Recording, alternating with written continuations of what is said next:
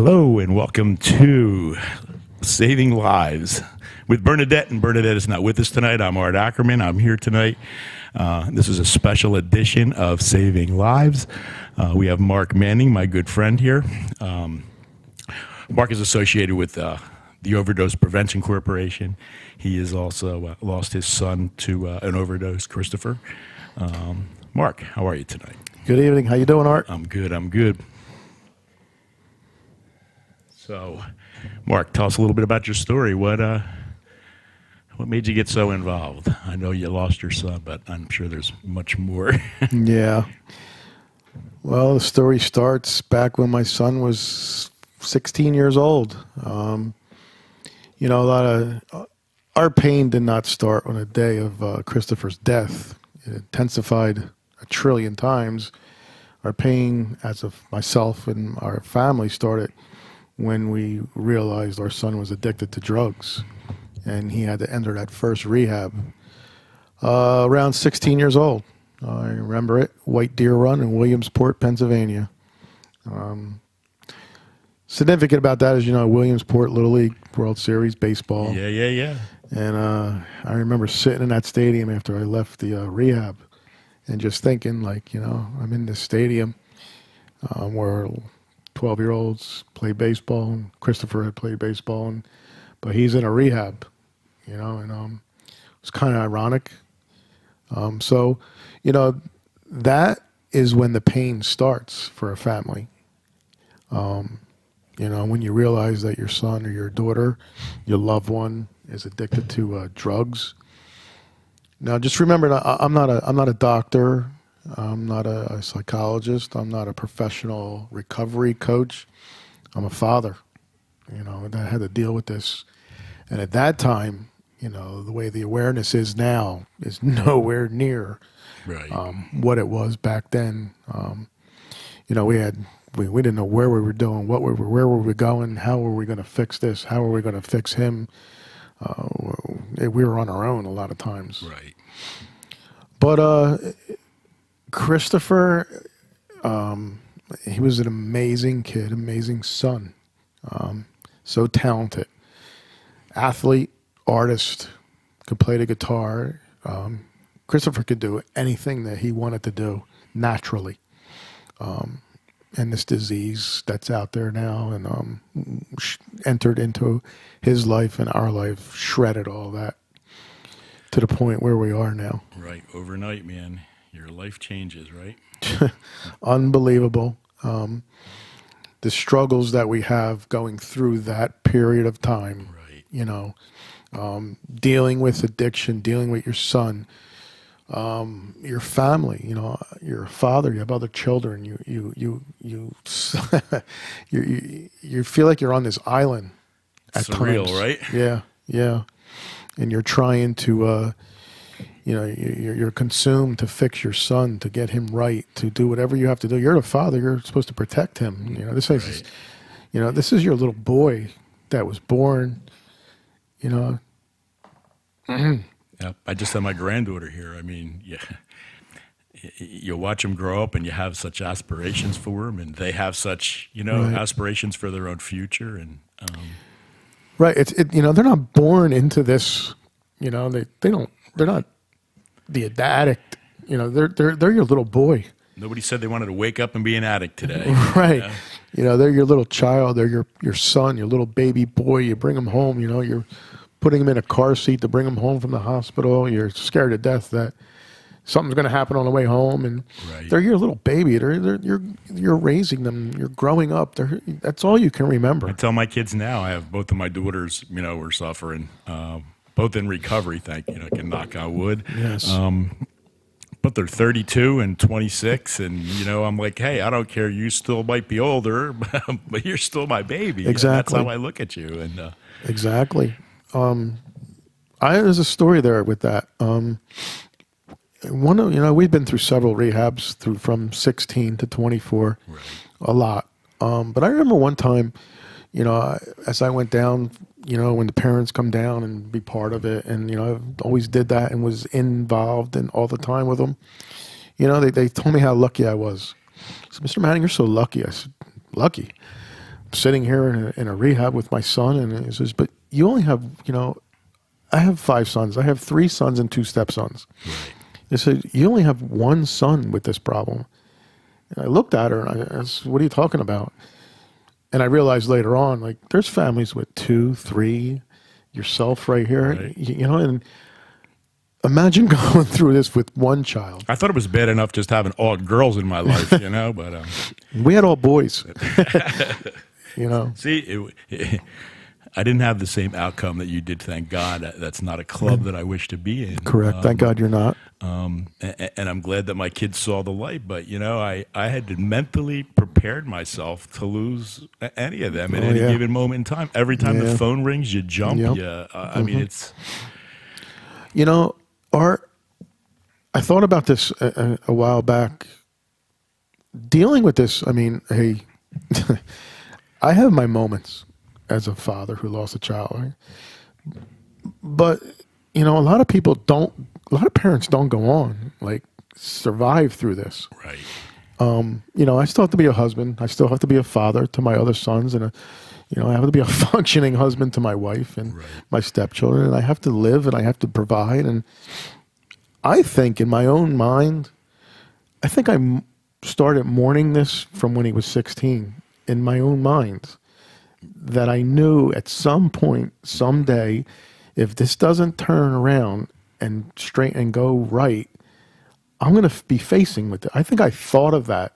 As the parents of addicts, I think we all have that thought at some point in our mind. After we get educated on the disease and what it's going on and what it's all about, I think we really think that, the phone's going to ring, the time's going to come. Anytime. And every time it rings, you jump. Yeah.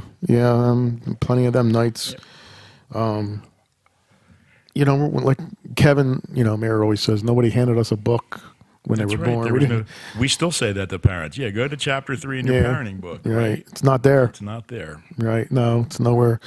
But again, to parents that are out there, mothers, fathers, the awareness today, you are so fortunate to have what is going on.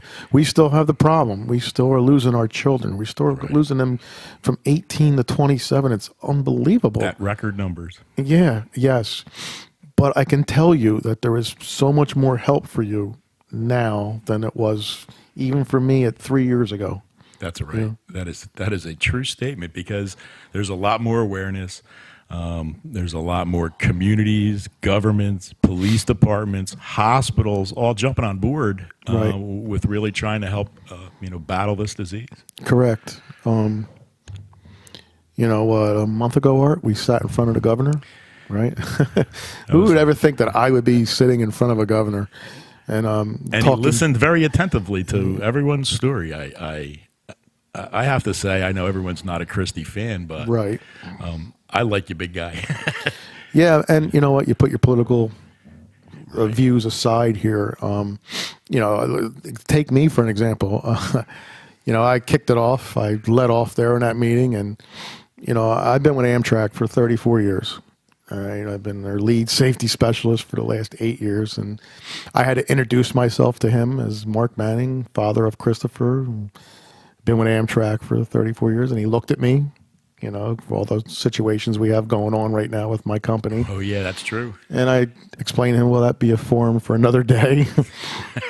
I remember him saying that as well. Yeah, and, thinking that, he put it aside. I put my, everything aside, and it's about what he's doing right now.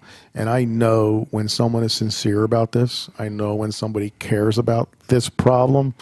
And he does. He's very passionate. Yes. I do feel he's sincere, and yes, he is.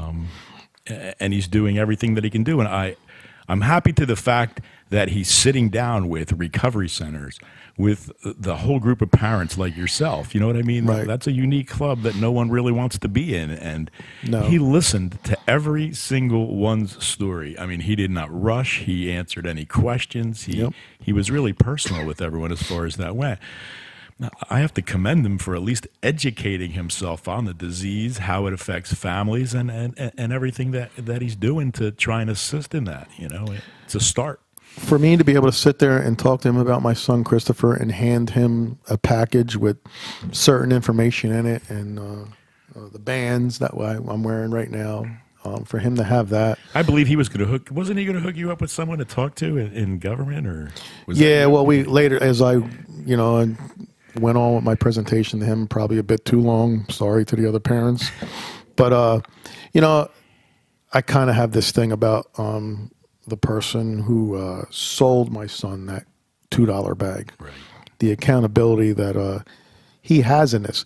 Now, don't get me wrong, the addiction and my son and his addiction have accountability in this, but there's got to be accountability into that person that, if that's what you want to say, when that you know, sold that $2 bag of head games stamped, right. the old stamp on it, you know, that sold him that bag. There's got to be accountability there. To me, that's murder. I mean, that isn't I believe we read in the news in a few states, I don't believe that was here, but that they've charged some of the dealers with murder. They just did it in Bordentown, I think, about a month ago. Yeah. You know, I mean, these guys are adding fentanyl and now Caronol and, you know, right. Very deadly substances to an already deadly substance to make it even worse, where, you know, the Narcan will not save someone. You know what I mean? If the fentanyl is present or the Caronol or... So, yeah, so we spoke about that, and he wanted to get me connected with the Attorney General, and Kevin's going to work that out and get me involved with that. Good. Yeah, he also passed all the Reach and Jerry commercials to me, so I was able to start playing them on the radio station. It was you know what? That was a great day. No matter what comes out of it, whatever it was, for me, you know, to sit in front of the governor of New Jersey and talk about my son. I think all those parents were, I mean, that was a proud moment to be able to stand there in front of that. And, you know, we caught some flack about, oh, you're sitting at the table with Christy. To me, you know what? If you're not sitting at the table, you're not having a say in what's going on, and you're not really affecting any change, right? So, I mean, you have to be part of the conversation if you're going to affect any change. I mean, I know there's taking pictures. Like, listen, I took we have a journal that we write in every month, usually around the 5th of the month, that was the August 5th of 2014, and we usually write into a journal that we keep in his room. And he wrote in Christopher's journal, and oh, that's awesome. What more can I ask for than, you know, than that day? That's all I needed, and just for him to listen to us and listen to all the parents and all our struggles, and you know, when you're sitting there, it's all the same. Right, yeah. You know. Yeah, it's tragic because, I mean, I sat, you know, behind you all. Right. Being that I didn't lose a child, but, you know, being associate executive director, Kevin wanted me to be there, and, you know, it was kind of nice to meet the governor, and I offered him a radio show here since at the time he wasn't getting along with 101.5. I said, hey, you can move. Well, he goes to Ewing, right? Why wouldn't he come call here? The governor or ask the governor. It's Ask the Governor show. He said, but that was the ironic twist about that. Real quick, you know, I had plans to go to the Borgata because Boomer and Carton were doing their show from the Borgata that morning, and my plan in my head was to get up at 3 in the morning, drive to Atlantic City, try to catch one of them off to the side, hand them this package to give to the governor, and these bands and stuff and the information, and by chance maybe they would have given it to him, because we kind of had an encounter after the candlelight vigil in Trenton where I handed him the bands, and I just wanted to remind him, and that was my plan, was to do that morning. And Kevin called me the night before and said, hey, that's not the ironic part about this, is I know you want to talk to the governor. He's going to be in my office tomorrow. We got very little notice on that. Kevin had approached me probably a few weeks before and said, hey, you know, like the governor might be coming to City of Angels, but we're not going to know till like the day before. And I'm like, okay, I'm ready. So how ironic was my plans, and then that phone call, and then me to be able to be there the next morning. That was that's just fate. That was a busy day for us. We met with the governor in the morning. After that, we met with the White House Office of Drug Control Policy because they really wanted to hear, what a lot of the movers and shakers were doing. You know what I mean? In Jersey, we brought, Joe Coronado and his office in from the prosecutor in Ocean County. Very heavy on prosecuting. Yeah. Gloucester, Gloucester County, that whole initiative, their Gloucester County initiative, people from CARES, just everybody who's doing something here in Jersey, and they took notes and listened to everything, and I believe the Office of Drug Policy Control is going to survive. So. Well, I thank them all. Thank them all for their efforts, from the governor on down. Why don't you tell us a little bit about what happened this past weekend with Topac? Okay, well, I need glasses for that one. Well, Topac, we raised approximately $16,000 this weekend for Topac. And, wow. It was a great, with your efforts and supporting us, I really thank you for that. It's my pleasure. Along with, help each other. Along with Recovery Advocates and Living Nation, we all were there. First person, though, that planned this for Topac is my wife, Linda. Yeah, she did an awesome job. It was really amazing job that she did coordinating this, putting all this together for Topac. A lot of yous, we all, Recovery Advocates, City of Angels, Topac, we all trying to work together for the same thing, to save someone's life. Topac, we pretty much try to go around and counsel families on Narcan and supply them with the Narcan kits, from the nasal spray to the injector and all that stuff. And Topac stands for the Overdose Prevention Agency Corporation. .org. And .org. Yep. They also were very instrumental in having the 911 Good Samaritan law put into effect. Let me first off, I mentioned Linda about planning the run and putting all that together this weekend. But I have to mention its CEO, Paul Ressler, a great friend of mine from back when my son was a senior in high school. Paul helped me with one of Christopher's second recovery centers, Daytop, up in Mendon, New Jersey. Paul helped me get him into that where he could, during his senior year, do his schoolwork and keep his grades up, and then was able to walk with his class that year. Imagine my son, his senior year, had to spend 6 months of it at a recovery center. Could you just think about what he lost during that period of time? And that experience, you're a senior in high school. Right. Think about being a senior, and Paul helped me get him into that facility. And that facility, Daytop, to me, I've seen a lot of them, and that one would be number one for me. I think they've done tremendous work up there in Mendham. So Paul's story, we all know his story, what he is. You mentioned the 911 Act. You mentioned Paul's son, Corey, passed away. Prior to that, Paul was having surgery, and unfortunately, during the surgery, there was complications, and he went blind. Living with a disability and then losing your son. There's what more can you do to a person?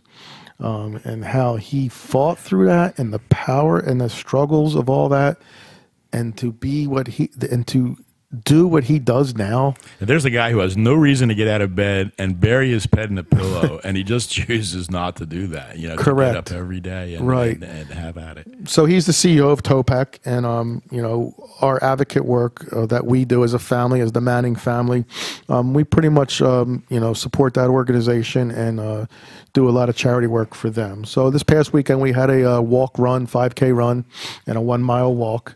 And, we had over about 130 some people. Got to talk to the weatherman, man. Yeah, that was bad. That's a Manning thing. When we plan functions, it rains. Okay, you don't get to pick the date next year. Right. But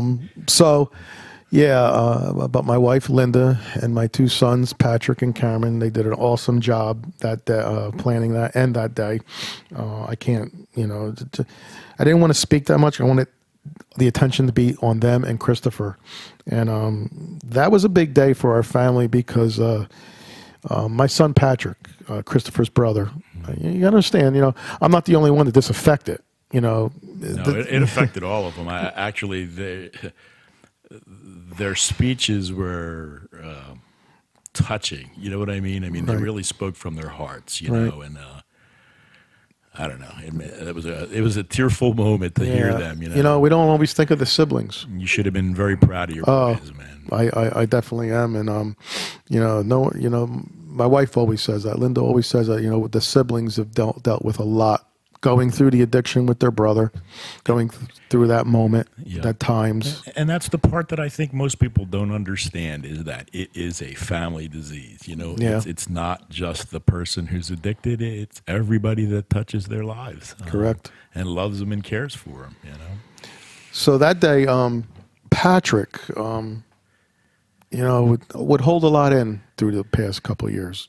And he got to speak, and that was a big moment for us, for him to get it out, you know. He did a great job. I mean, he really just spoke from his heart. And, you know, it's hard to get up and talk in front of people in the first place. I'm so proud of him. And then there's Cameron, who doesn't have a problem with speaking. Cameron is the kid, when you're somewhere and they're telling you, you're in an auditorium, and they're going through process of things, and then they go, is there any questions? And you don't want to raise your hand. Cameron's the kid that's going to raise his hand, and he's our family lawyer. He actually, he's going to speak. He's going to say his mind. And I remember being in at Daytop, where it was Family Day, and Cameron was probably maybe 8 or 9 years old, and they were speaking and going around the room, and all of a sudden someone's hand goes up, and that was Cameron, and he was asking the counselors all kinds of questions about his brother, and it went on for a while. You know, that's awesome, though. Yeah. Because, most of the time they're going to sit there quiet and bottled up and not ask the questions that are in their minds. And Cameron will always, we were so proud of Patrick for what he did that day. And Cameron, Cameron was 15 when he lost his brother. A couple months after that, Cameron spoke in front of his class at Steiner, and the freshmen and sophomore, and then the juniors and seniors, with a video presentation about what he went through with his brother. I think that needs to happen. I think that's part of the education process that these kids need to see. I mean, I'm a 61-year-old man. Yeah, we could talk for a few minutes. You lost your son. You have a very compelling story, but they really connect with someone that's young. And I think your son telling his story from a sibling's perspective is something you don't really hear a lot, And the thing with that was, we always tried to shelter Cameron from it. He idolized Christopher, and Patrick, was older, and they were close too at a point, but then there was a separation there, which, happens when you have addiction in the house. But Cameron, he had a presentation at 15. He spoke about it. He spoke again his senior year with Vance Johnson when that came through the schools. He was up there with him.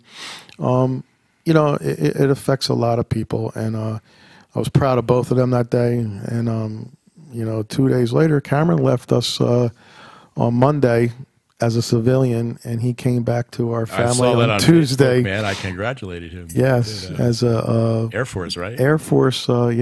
He's entered, is sworn into the Air Force training program, and he's going to be leaving us in October. Did he just get out of high school, or he graduates in June? Okay, that's exactly what I did, man. I graduated in June. I think I got to spend the summer home. Yeah. And then it was woof off to boot camp. Yeah, well, his mother made it clear to the recruiter that he could not leave till October because I have 2 stepsons that live in California, and we have a wedding. My oldest stepson's getting married. Oh, okay. So we have a wedding in September. And I can't leave them out of here. My 2 stepsons, I'm blessed with great stepchildren. Bob and Mark, one's in Carlsbad, California, one's in San Diego. One's out of the Marines and going for his master's, and Mark's in the Army, working for the Army. And they're in California, and they're never coming home. I can tell you that right now with that weather. I was stationed at San Diego. I loved it there. So, 4 years, it rained once, I think. Right. So anyway, we have a wedding. Bob's getting married in September, so his mother more or less spelled it out to that recruiter that Cameron will not be leaving until October. That was kind of interesting, but he agreed. Linda would never do that. But back to that golf tournament. It was a great day, great night, and a great evening as well. And we raised a lot of money. And there's some people I would just like to thank. Absolutely. All the volunteers of TOPAC are sponsors: Amen Analytical Labs, Case Pork Roll, Nexus Properties, Liberation Way, I'm sorry, that was the name, and Capital Health. The DJ, Rob Greco.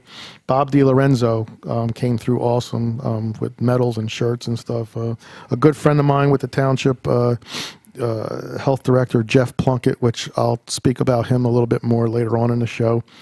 And then Anthony Varelli, Mercer County freeholder, Brian McCarthy, who was there taking pictures, and most importantly, the walk-run / run chairperson, obviously my wife, Linda Manning. So it was a beautiful event. It really. That was your first one, right? Yeah, it was our first annual, and you know what? I think we're going to do this for TOPAC for Paul every year. I think we're going to try to do this in honor of Christopher and everyone else. It gets better and easier, man. That first one is really rough. We just got to get the rain out of there. I'm getting ready to do my fourth. No.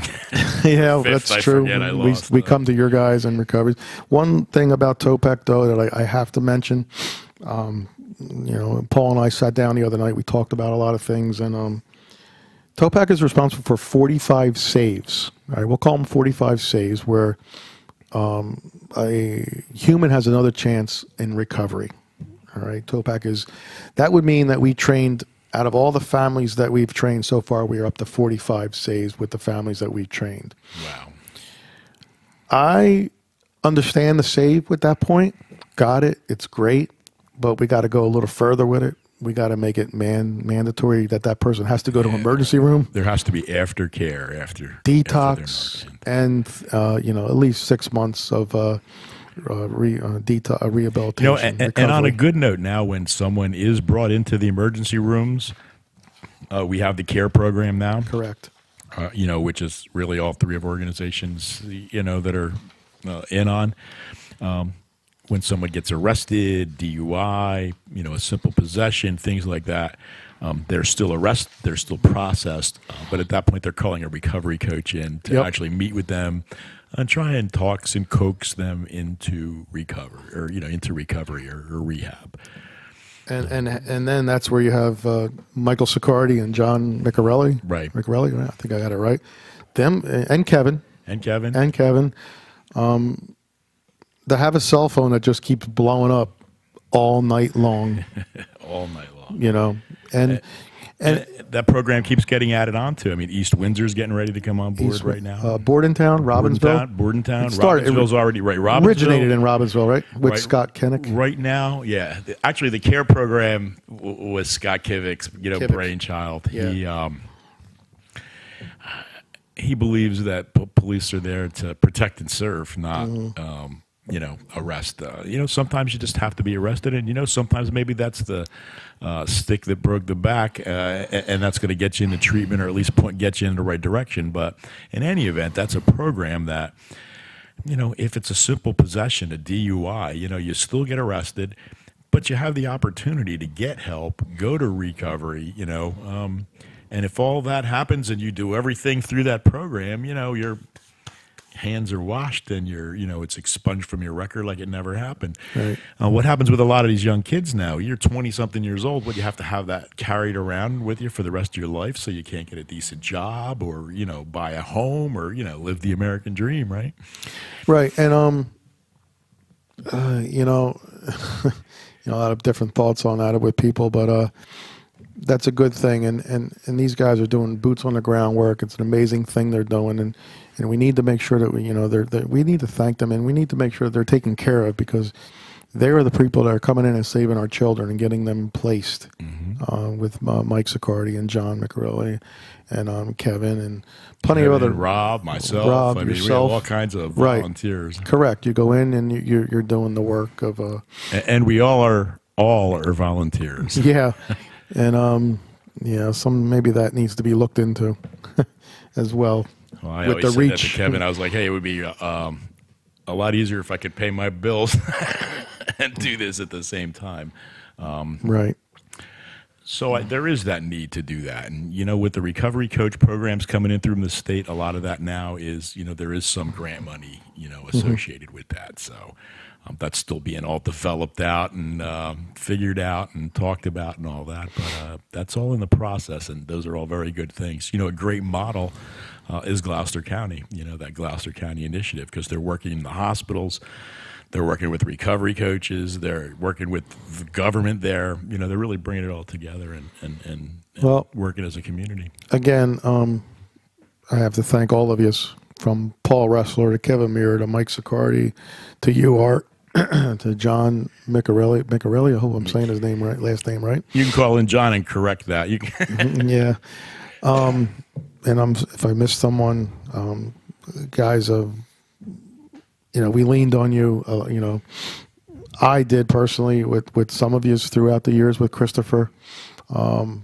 You know, and like I said, we've been to recovery centers from Mendham, New Jersey, to Williamsport, to Poconos, to Florida, to God knows where, with going through that addiction stage. It's mentally exhausting.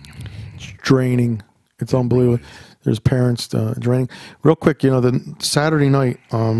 Real quick, if I could get into this, I know we got a lot. Hey, man, we got a lot of time. Yeah, after the run, walk, and all that day, we went to a graduation party, and a friend of Cameron's, and the father came over to me. Would you mind talking to my brother, his son? And no, I don't mind. Like, and they kept apologizing. I seen him. You don't have to apologize. It's what I'm due now. You know, I whatever I can share, however I can help a father or mother or something. And as we got into the story about what he was going through, and stories are all the same. You know, he had to have his son arrested at one point, and I had to look at him and tell him, "You saved your son's life." No matter what you think of, you know, having your own child arrested. That's a hard thing for a father, for a mother, or something to do, but you have to think about that. You saved his life.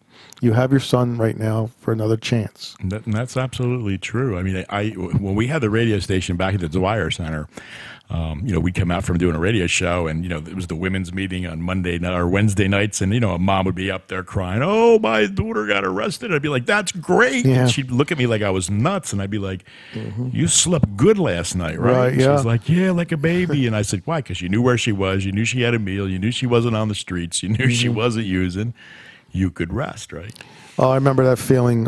You know, as a parent, you go through this as loving, enabling, right or wrong at times, tough love that you're told you have to do, and you know that's the tough part. And that is tough love. That's tough love, and I remember, you know, Friday, Saturday nights you're okay, and then Sunday night would hit, and then that would be the night where the calls would start coming in. Right. And that's Sunday nights, still to this day, I just get a certain feeling on a Sunday night that, you know, that's when Christopher would start calling, and during the tough love period that you're told that you have to do, they have to hit their rock bottom.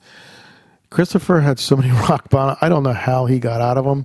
I know it myself at 50-some years old would never be able to get out of what that kid got himself out of and built himself back up to. Very resourceful, and you know what? Yeah. They are smart kids. None of them are dummies. I mean, they're educated. They're smart. They're charming. They figure it out, man. Yeah. The day of the run again. I keep telling the story. A friend of mine came up to me and says, "Arch, for those, Arch is my nickname. It's been my nickname since I was 7 years old. It's long, has to deal with my last name, Manning. Arch and Mark Manning were the same person. Sometimes people think we have split personalities, but sometimes maybe I do. But, you know, Arch, these kids, they all look normal. Right.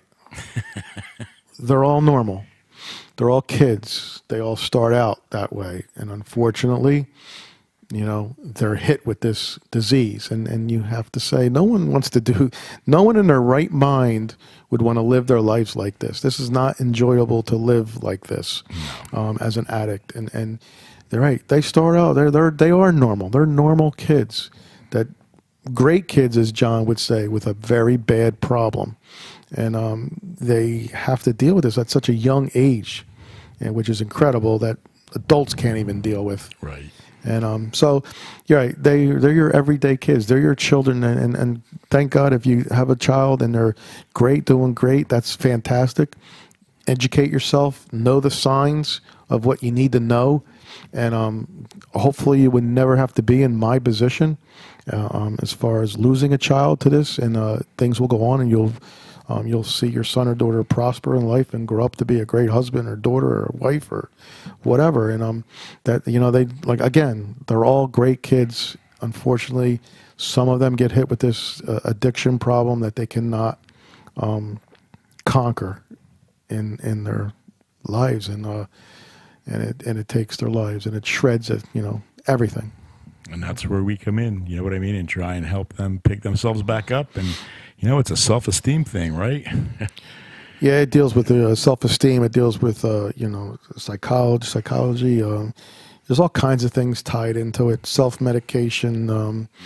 You know, another thing about, you know, our athletes walking around saying, you know, we need to legalize marijuana. I mean, that is so, they have no idea what they're saying. No. You know, it's the gateway to everything. It leads to it all. And they're role models, and I mean, they're role models with elementary school kids looking up to them. Right. I mean, I think that line needs to be drawn somewhere. You know, what you do behind closed doors in your own personal home on your own personal time is your business. But I think if you're some type of a kids look up to you, you know, you really have to take that as part of your role. Yeah, right? I will always believe that that is the gateway, the way the marijuana situation nowadays and what they do with the marijuana to lead it to get potent. Right, and the drugs of our marijuana of today is not the marijuana when you and I were growing up. Correct. It is a different, totally different. It's a setup thing, drug to go further. And I know that for a fact. Yeah. I remember when Christopher, 15, 16, when I found out he was smoking marijuana, I flipped out as a parent, like, you know, and however you deal with that when you find out that your son's smoking pot. I mean, some parents are for it, some parents are okay with it.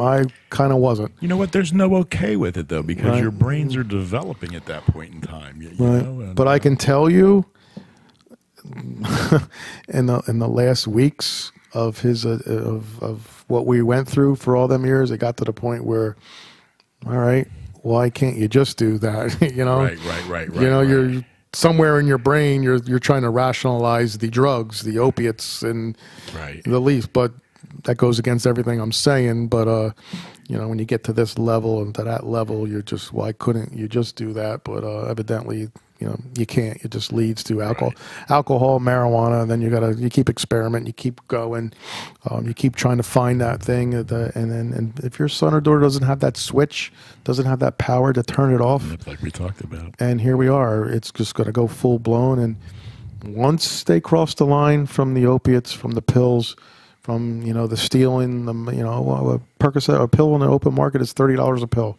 It comes down, basically it's economics. I mean, you know, the pills are $30 a piece, the heroin's $2 a bag. So where are they going?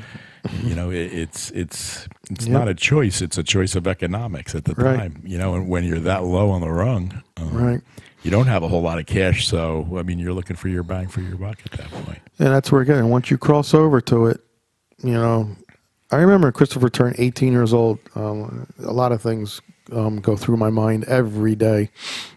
It got to the point where something happened with, as far as his drug use and things in the home and stuff, and I had to pull him out of the home and get him in the car, and where are we going now? But I rode over to the Army Recruiting Center and on by Rita's, you know, over there on Sloan, and I pulled in front, and I said, I want you to go into that building. We all need you to go into that building and talk to them and see what what we can do here, okay? And I'll never forget it. And he looked at me and he said, Dad, if I go in that building, I'm going to die. And I turned and looked at him and said, Christopher, if you continue to do what you're doing now, you're going to die. And he couldn't come back to my house that night. He got out of my car, tough love period, right? And he walked away with his backpack, and he ended up going to his mom's and staying there for a while. And then You know, something happened after that to where, you know, it exploded. And here we kept going, you know. It's not just the addiction. It's what comes along with the addiction. Right. It's the stealing. It's the motor vehicle charges. It's the charges. It's the girlfriends. It's the it just compounds. That was my daughter. My daughter rode around without insurance for like 6 months. I didn't even know. Right. I was like, what happens if you got in an accident and you killed somebody? I mean, you know, it's a horrible thing to think of that way. Right. Well, we think of that. They don't. You know, they can't think of that. You understand? When they're in the midst of this addiction, when they're in the midst of it and they're full blown into it, it's minute by minute with them. To us, we're standing over top of them saying, if you just do A, B, C, and D, it'll all be over with. You know, they can't get them to do A and B, you know. Right. They can't rationalize. They'll stick around for C. Right. And they can't think. They're not wired like that. And then frustrate you as a parent. And you continue to try to tell them, you know, just and hover over them and just be consumed with this. You know why? Because we're parents, right? Isn't that what we do? I'm consumed with my kids. I'm consumed with my granddaughter. You want a better life for them than they did. Isn't that what parents want? Our parents wanted a better life for us. We wanted a better life for our kids. And right. And in the midst of that, what you're doing there is, yes, but then you have other sons that you're not even, you know, that's the horrors of the disease, right? Correct. Is they suffer in the long run because all the attention's be given to the one with the problem, and they're like, "Hey, look at me over here! I have straight A's, and I'm going to college, and I'm right." And you know, Patrick's pitching at the time for Steiner and is having a great senior year, and Cameron is flourishing in his things, and you're just juggling all these things, and you're. You know, Christmas or Easter's or holidays, you got to be at home, and then you got to leave the house to go to see your son in his recovery center, and it is so. It's a merry-go-round that just is spinning in your head, and with all the things that you and your family have been through, and you know, I've met you all, and I was part of Saturday's, you know what I mean, run, and I met your sons and your wife, and my God, man, I mean, it all kind of just came together at some point in time. And well, if it wasn't for them, I don't think I'd be sitting here right now, and I wouldn't have my strength to be able to sit here and to be able to do things. And you know, you gotta, you know, I have my moments. I do, and everybody, that would every day. I would think it odd if you didn't. No, yeah, right, and but. You know, they pull me out. You know, if it's not Linda, it's Patrick. If it's not Patrick, it's Cameron, and they pull me out of it. And we go on in life, and we do things, and we never will forget.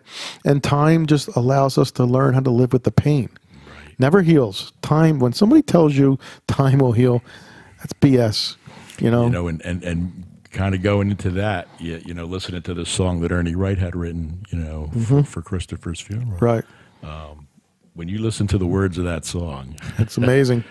Speaking of songs, it gives you the chill. Speaking of songs, we're 45 minutes, almost 45 minutes into it. We haven't played a song, and we have an extended show tonight, so we will be going on past 9 o'clock. Should I touch on the songs? Yeah, let's start with. You want to start with the first one here?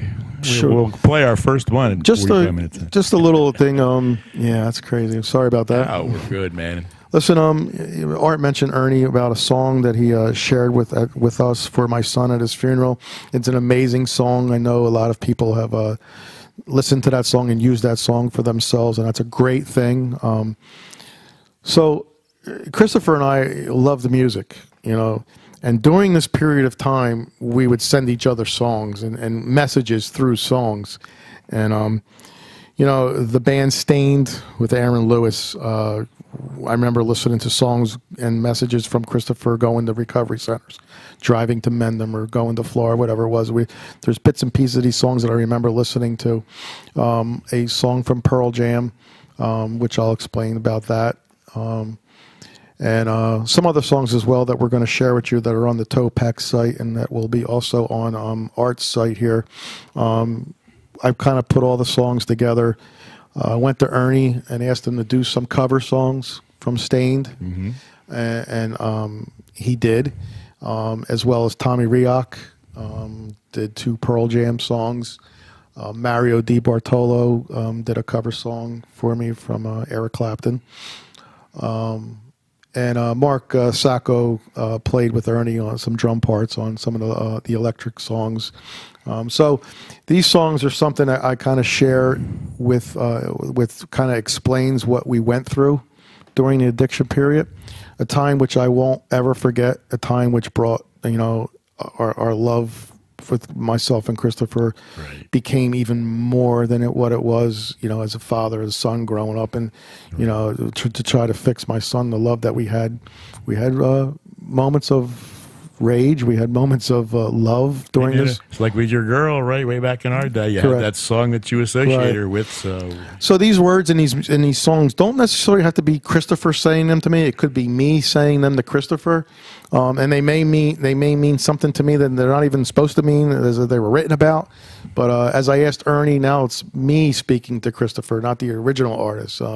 So now when I'm down in that hole and I'm down low, you know, I have friends getting me back up. I have Ernie, I have Tommy, I have Mario, I have Mark. They're with me. I'm listening to this music, these songs, and it's kind of me saying it to Christopher now, or vice versa, or what it is. So yeah, the first song, It's Been a While. You know, obviously it's been a while. Pretty much reminds me of him when he was in his recovery centers. And the one verse in there about, you know, I cannot blame this on my father. He did the best he could for me, is kind of something I hang my hat on right now. I'll bet. Yeah. Well, how about if we play that one for you right now? Go ahead. It's Been a While, Ernie White.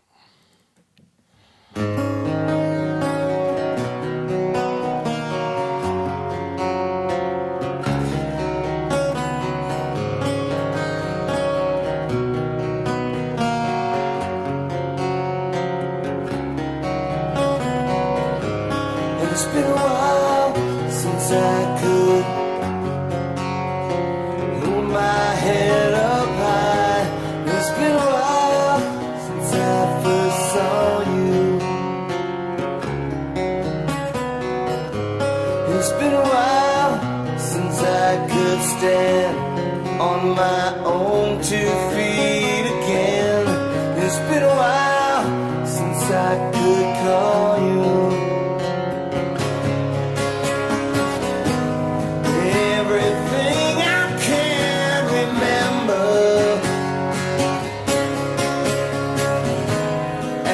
Up as it all may seem, the consequences that I've rendered, I've stretched myself beyond my means, and it's been a while since I can say that I wasn't addicted. It's been a while since I can say I love myself as well. And it's been a while since I've gone and fucked things up just like I always do. It's been a while, but all that shit seems to disappear when I'm with you, and everything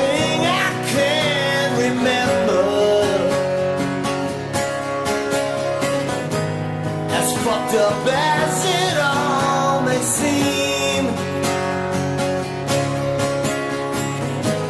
the consequences that I've rendered,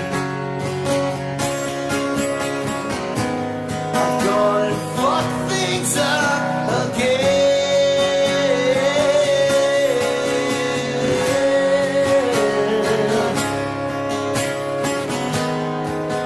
Why must I feel this way?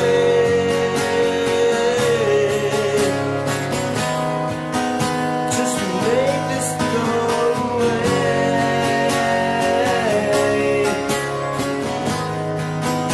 Just one more peaceful day.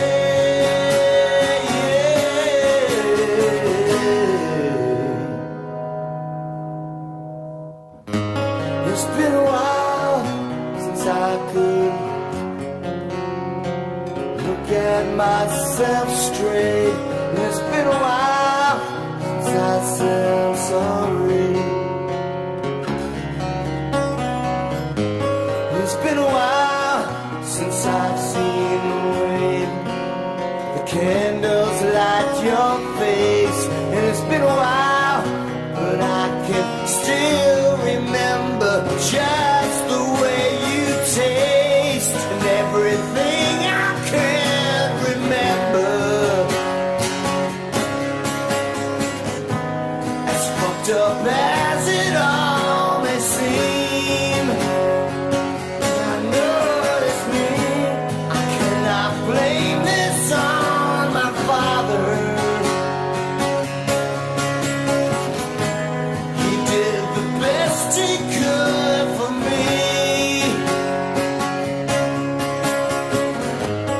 It's been a while since I could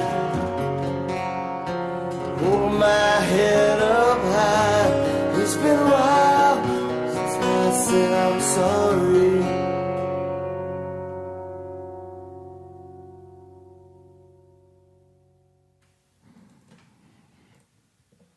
Here we go. Yeah. That song just brings back a lot of memories as far as thinking of him in recovery centers and what he was going through at nights.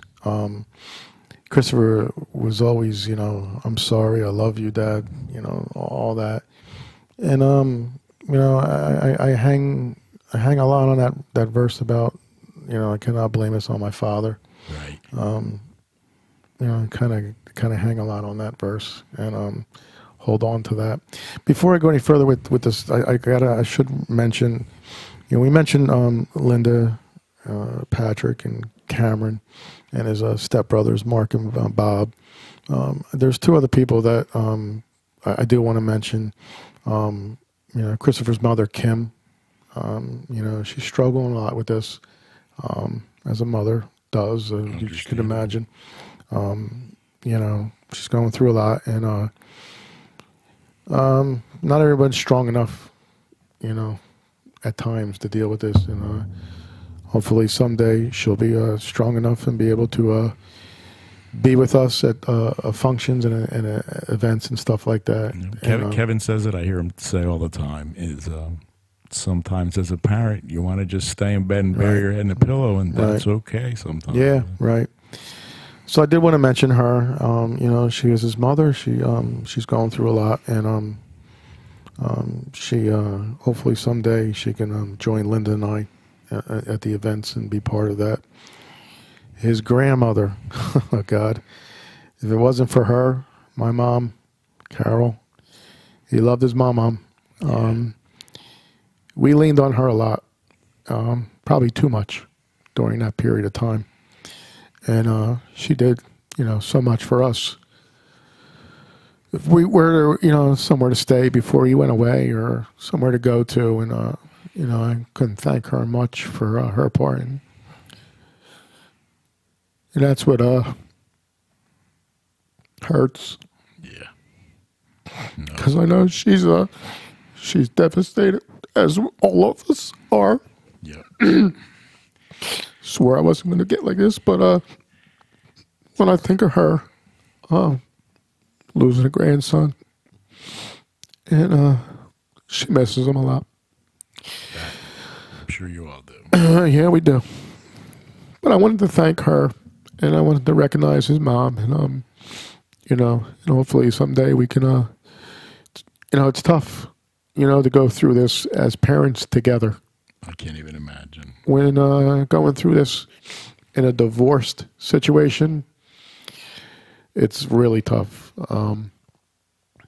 Really tough when you're trying to maintain and stuff like that, and it's just overbearing when you're in a divorce situation and you know, with your child in this condition, and just leave it at that. It's not easy in a normal household situation. Correct. It was like a triangle at times, as far as, you know, your son and, you know, your family and your wife and your other sons, and you're in the middle as a parent, you're as a father, and you're trying to take care of everything.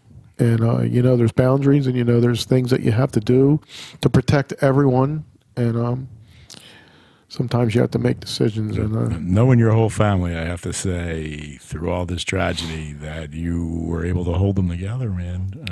Yeah, it's incredible, man. Well, let's say, you know, a lot of help with Linda. Oh yeah, absolutely. You know, she's nobody does it alone, man. No, no. You know, takes the support of a strong spouse and that relationship to really hold together through tough times. It's tough. It's a step parent. Think about it. You know, as a step parent going through this with your husband's son. You know, she loved Christopher. She went over beyond. You know, and there was times when boundaries were set and lines were drawn, and you know, you had to respect that as far as protecting the others. Right. And when it was when they were set, it was hard, but you had to make them decisions and you had to do it. And let me just tell you that every time that happened, my son rebounded and came back stronger than ever. There was one time when that didn't happen. And we'll leave it at that. Yeah. Maybe live with that for the rest of my life, to where I ran out of gas. And we all get to those points in our life, right? I mean, you just feel like you can't go on any further. Yeah. We find a way to do it.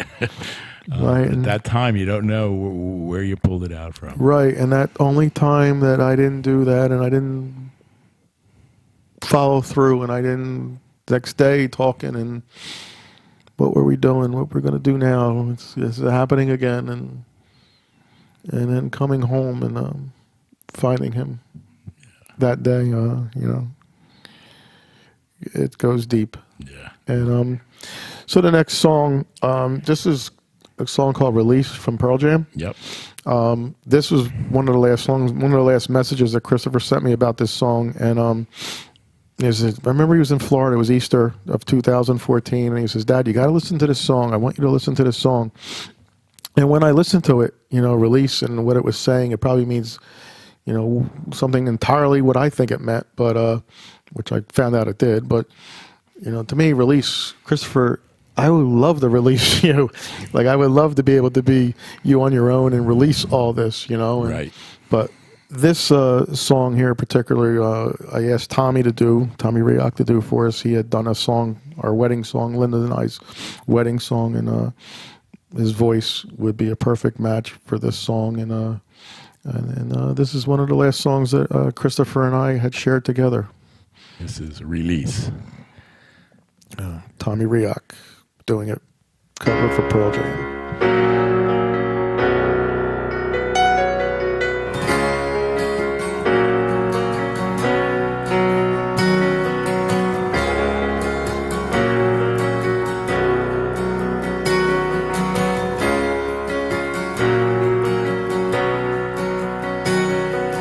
I see the world,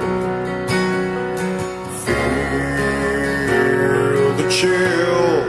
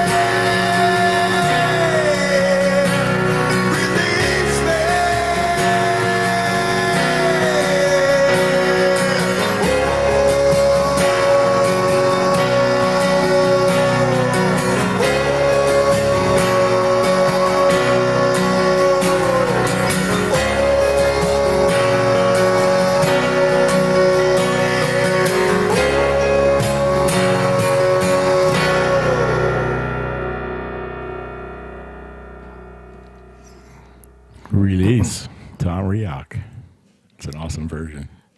Yeah, it was 2014.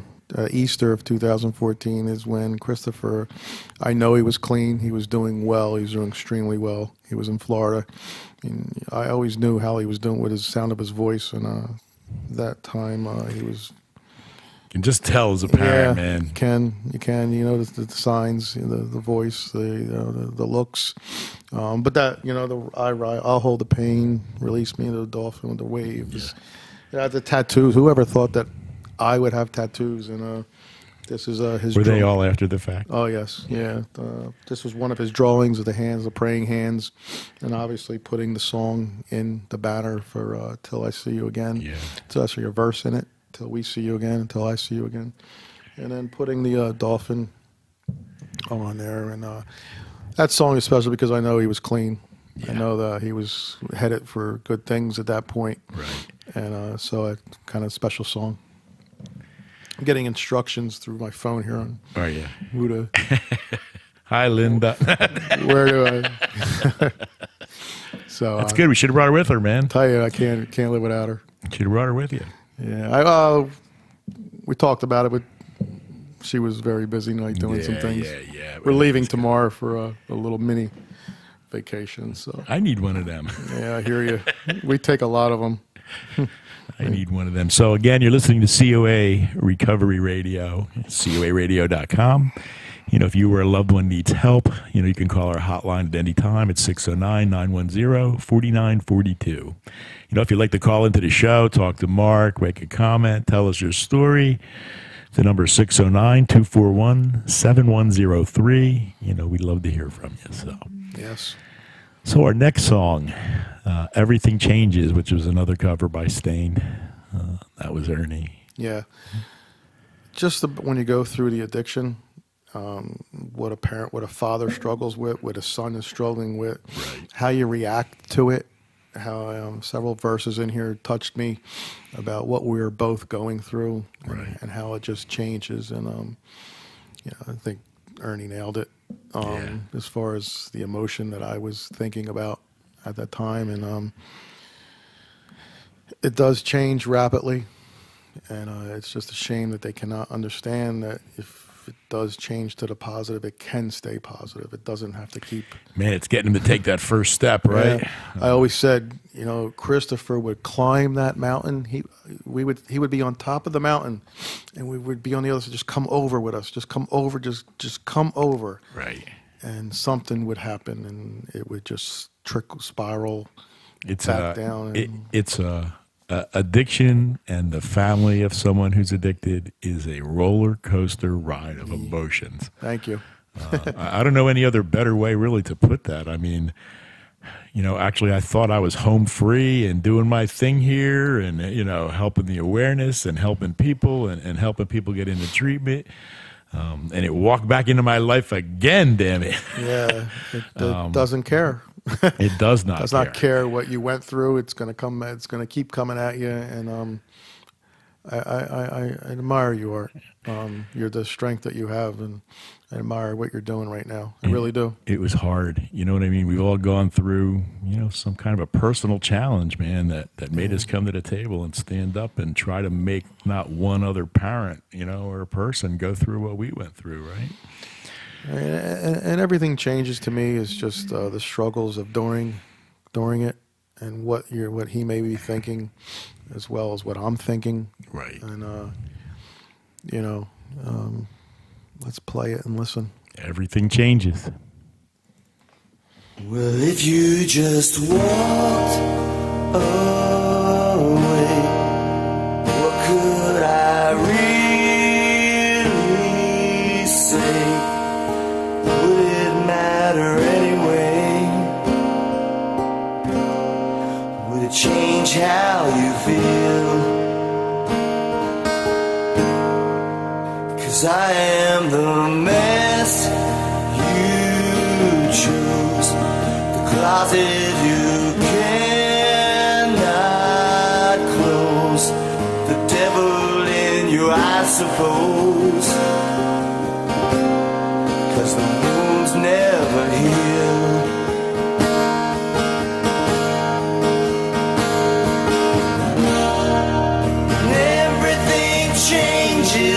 if I could turn back the years, if you could learn to forgive me, then I could learn to feel. Sometimes the things I say, moments of disarray, succumbing to the games we play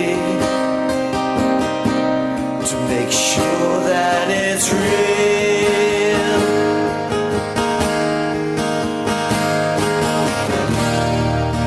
Everything changes if I could turn back the years, if you could learn to forgive me, then I could learn to feel.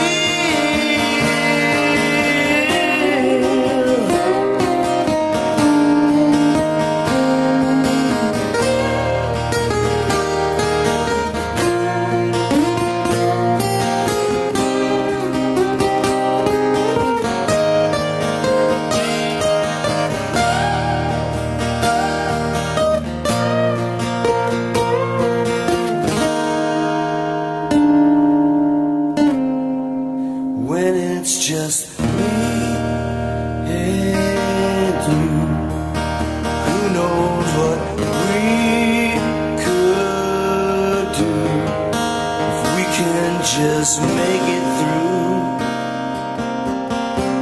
the toughest part of the day.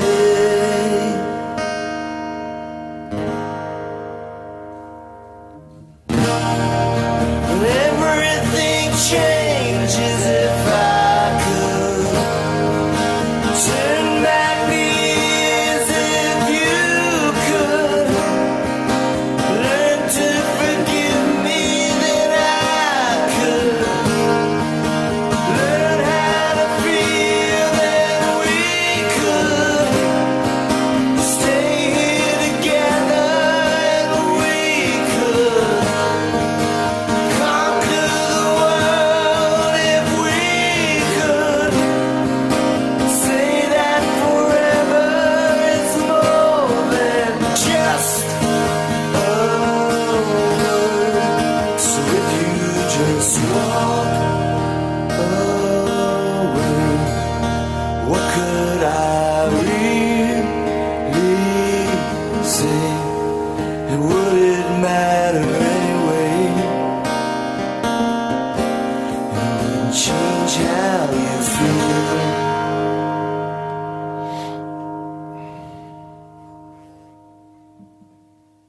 Everything changes. Art, you know, that kind of is like a go back and forth with me and him. You know, I'm not the perfect father. I don't portray to be the perfect father through this all. And there was things that maybe I was asking him to change for me, and he was asking me to change, and we were both just kept saying that we weren't listening to each other. Talking past each other. Correct. Right. And you know, as I said, it's a divorce situation. You know, and sometimes it's hard on a son, you know, going through that. And then, you know, there was some things there that were going back and forth with us. And so that song just, you know, could be me coming at him with, you know, with my changes, and Right. him coming back at me with his changes. And again, it might not mean anything that the song was written for. It's just how I portray it as music, that just as you do. And even when our kids get into treatment and, you know, you start to see those little changes in them, and man, it just still takes so long to have them really come back to that kid Right. that you knew before, you know, before Right. their addiction. So if you don't just walk away and that kind of stuff, what can I really say? And you know, it kind of went back and forth with us in that song. It kind of, Right. you know, playing off of a divorce, playing off of an addiction, you know, and that's what that, you know, reminds me of, and kind of the message that we had through that. Right. As much as you and I do to help other people, you know, I Right. couldn't help my own child, Yeah. you know, and I'm sure you found the same thing. You know, they're listening to everybody but you, you know. Yeah. Well, what do you want me to say to you? I failed. that's, but I'll help. I'll do whatever I can, but please listen to me. I'm not just saying this just to, I know you have to, if you want my help, then I need you to listen to me. I need you to understand what we're saying. If I'm scaring you, I'm sorry, but I have to make you understand that if this is your situation, if you want to come to me, I need you to listen to me and follow through. Right. And, a lot of friends do. A lot of friends come, and I don't try to portray to be the expert, but... You know what? We're dads. We learned the School of Hard Knocks. Right, yeah. All the progress that we've made today has been through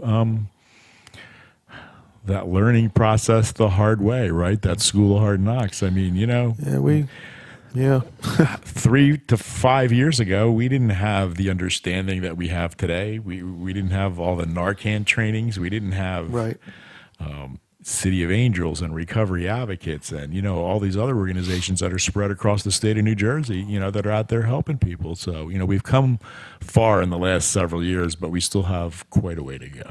Yeah, this business was not always upfront and legit. It was a business.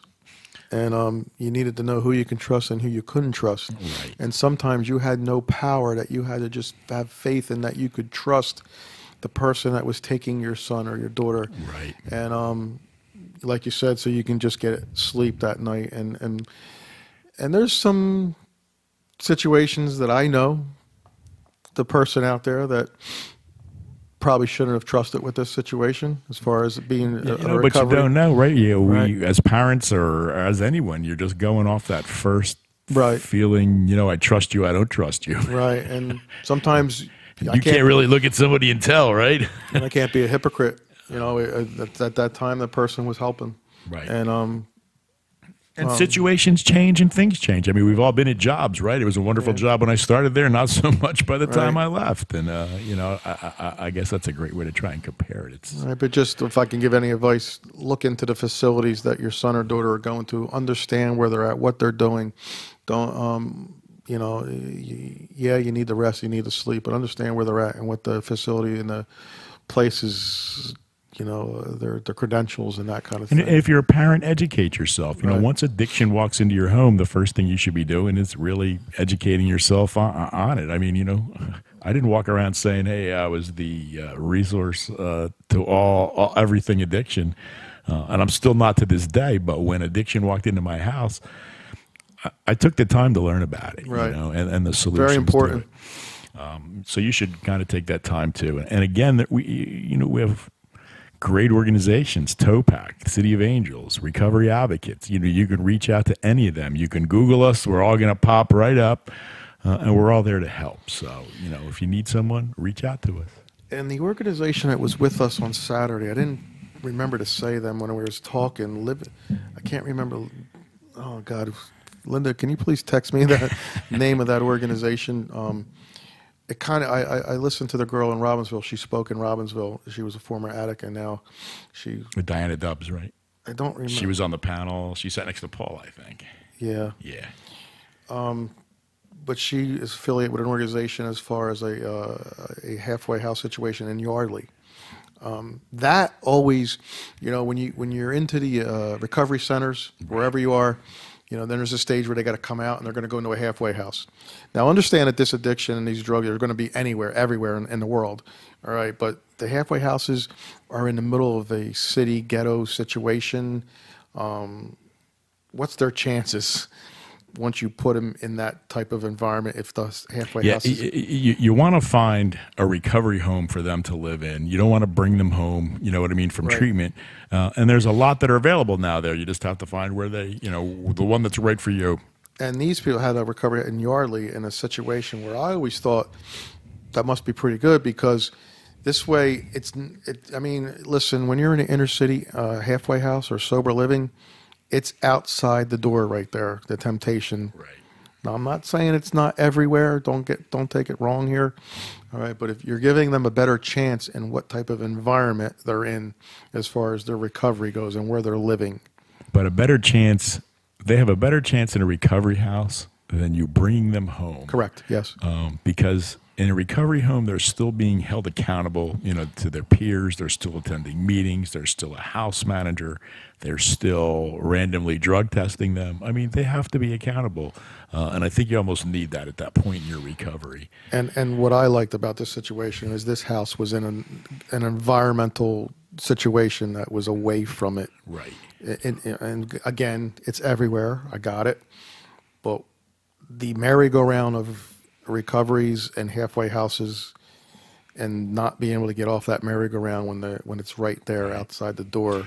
The other thing, and Kevin and I, we say this all the time, what happens in a recovery house, you fall off the horse, they throw you out. Yeah, I thought of that on the way here.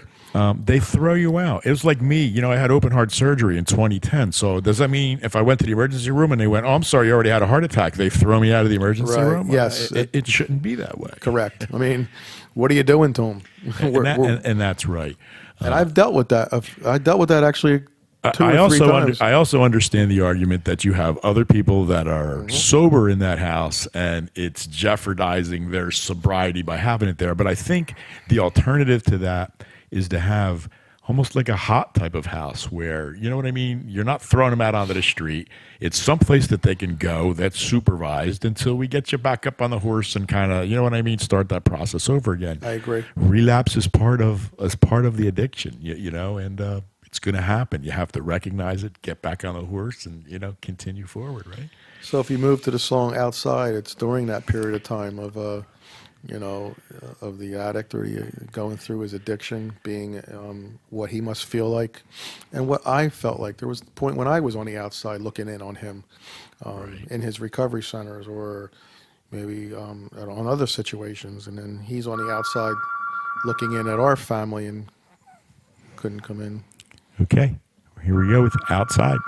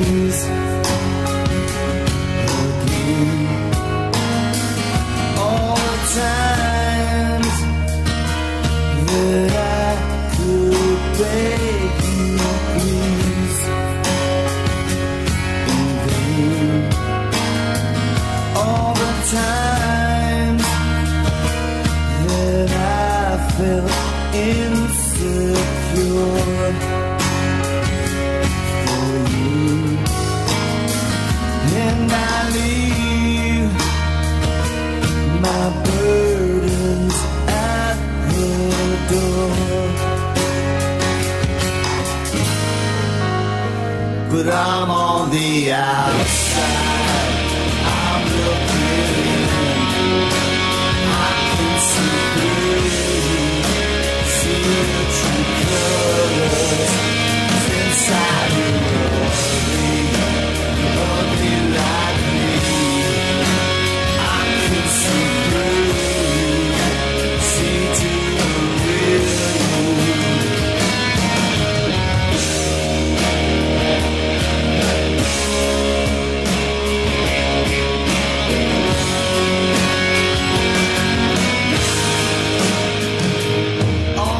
Times that I felt like this morning, it's for you, and I taste what I could never have. It was from you all the time that I cried.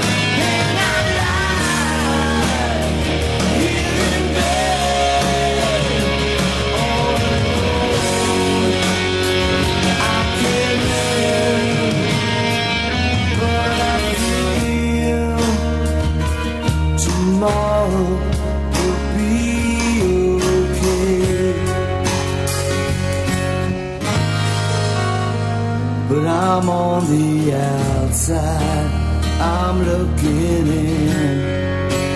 I can see through you, see true colors, 'cause inside you're ugly like me. I can see through you, see to the real.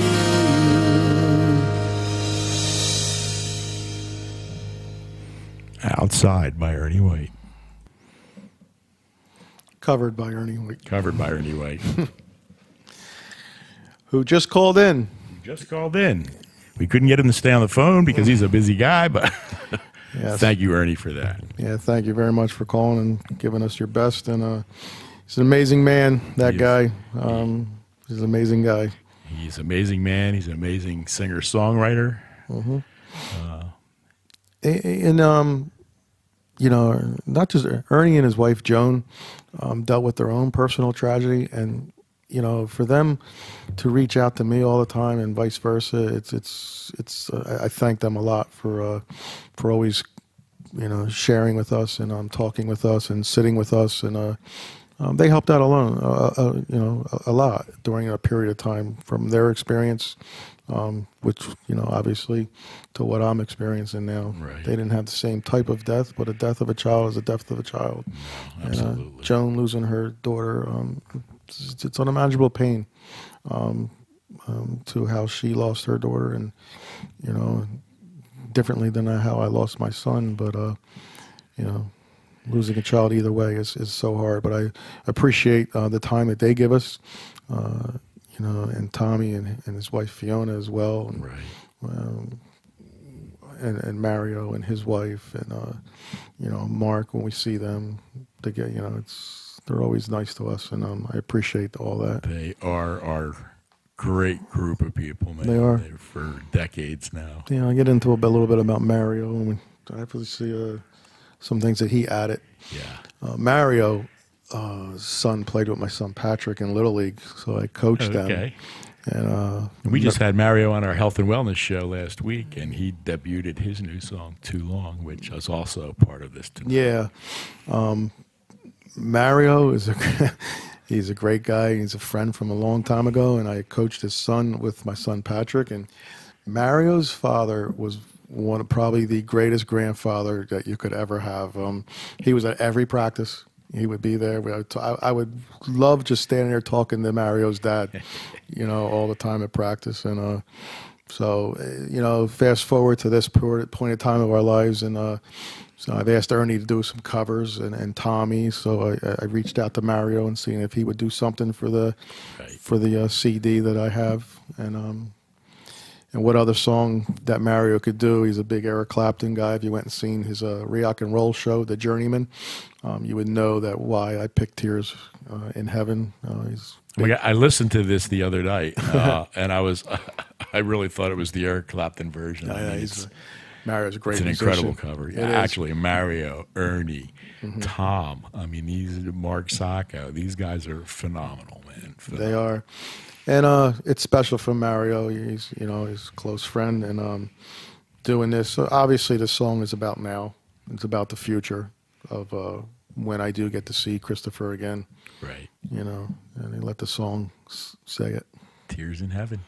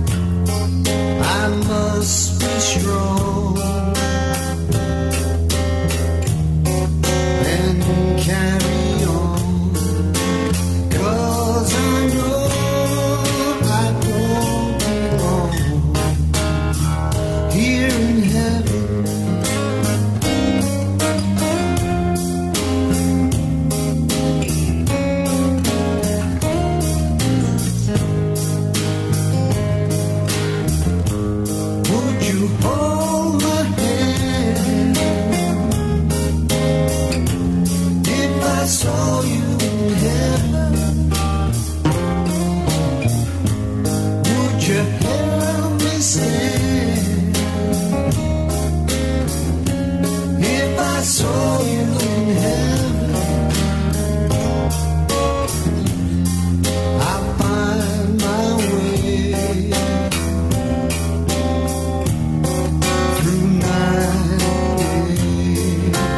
'Cause I know I just can't stay here in heaven.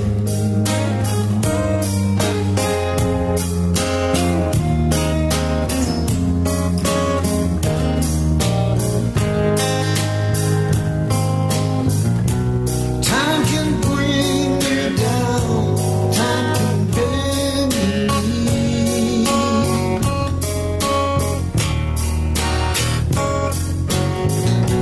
Time can break your heart, and you begging please, begging please.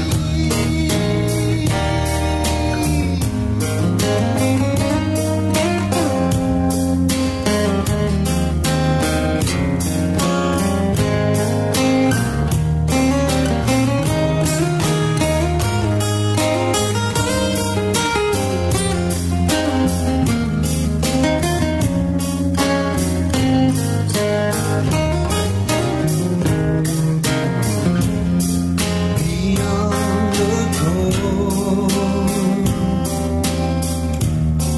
there's peace I'm sure, and I know there'll be no more tears in heaven.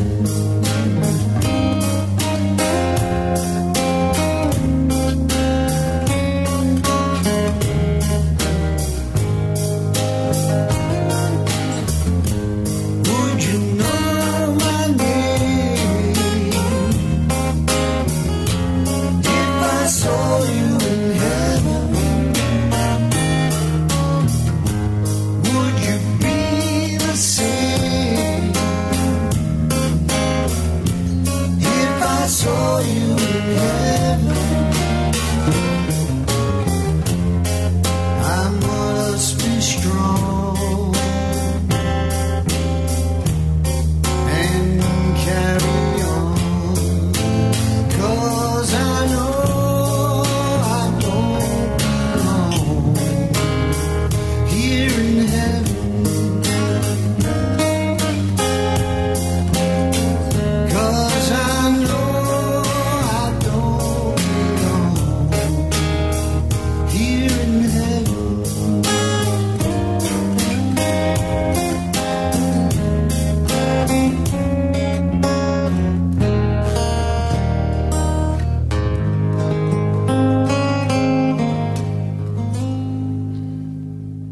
Tears in Heaven.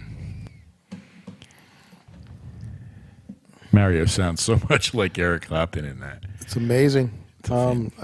These guys are incredible to me. I mean, our musicians are like, how do you do this? Like, I would love to be them, but I just don't Well, have the look patience. how old we are now, and these guys have been around for decades. That's and incredible. They have honed their talents. It's yes, Ernie calling in and couldn't stay very long, but I'd like to thank him for that. And you know, he's sincere in everything he says. And You know, maybe we can get Ernie and Tom and Mario and Someday I hope you Mark could. and all them in here at one time. that would be great. That would be great. Yeah, I'm sure they would love to do that. Ernie's at home shaking his head right now. Yeah. Not happening. Maybe we can make a benefit. There you go. But Mario, again, you know, obviously being a close personal friend and doing that for me, obviously talks about the future when I get to see Christopher again, and you know, it kind of reminded me of that, and what better song for Mario to do. So then he calls me a couple months later and says, "Hey man, I got this song that I wrote for this for a friend of mine, wife, and blah blah blah." And he went on with it, and I'm sure he explained it to you when he was with you Yep, last. we had him on last week on Wednesday night on our Health and Wellness Center. We actually debuted his song "Too Long." Yeah, and I put it on the site as well in this list of songs that I have. And you know, you go to bed, you have a dream, and you wake up, and this is what you come up with. Too long.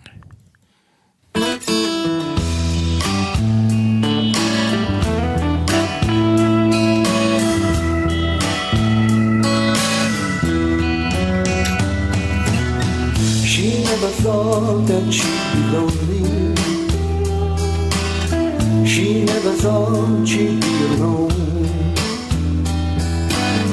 Her only dream was he finds his way home. He's been gone too long.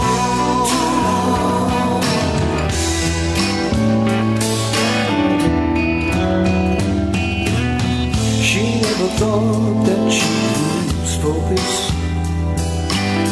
She never thought that she'd break down. The broken promises and lies stole that sparkle in her eyes. He's been gone too long, too long, too long.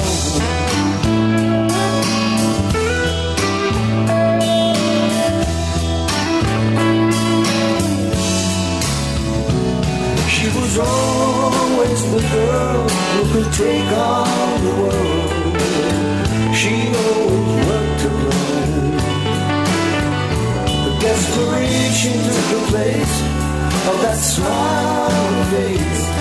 He's been gone too long, too long, too long.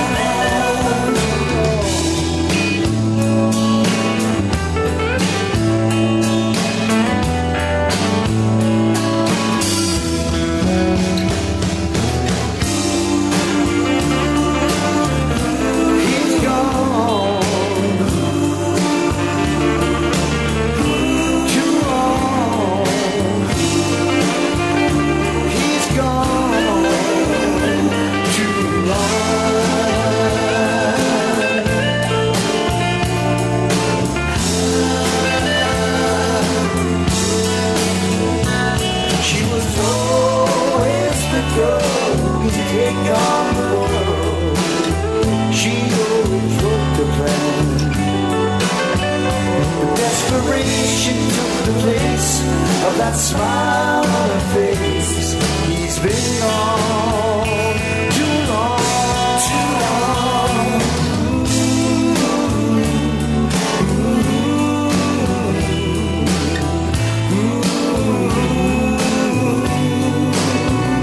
But when her heart broke in two, she knew exactly what to do. She's been gone too long, too long.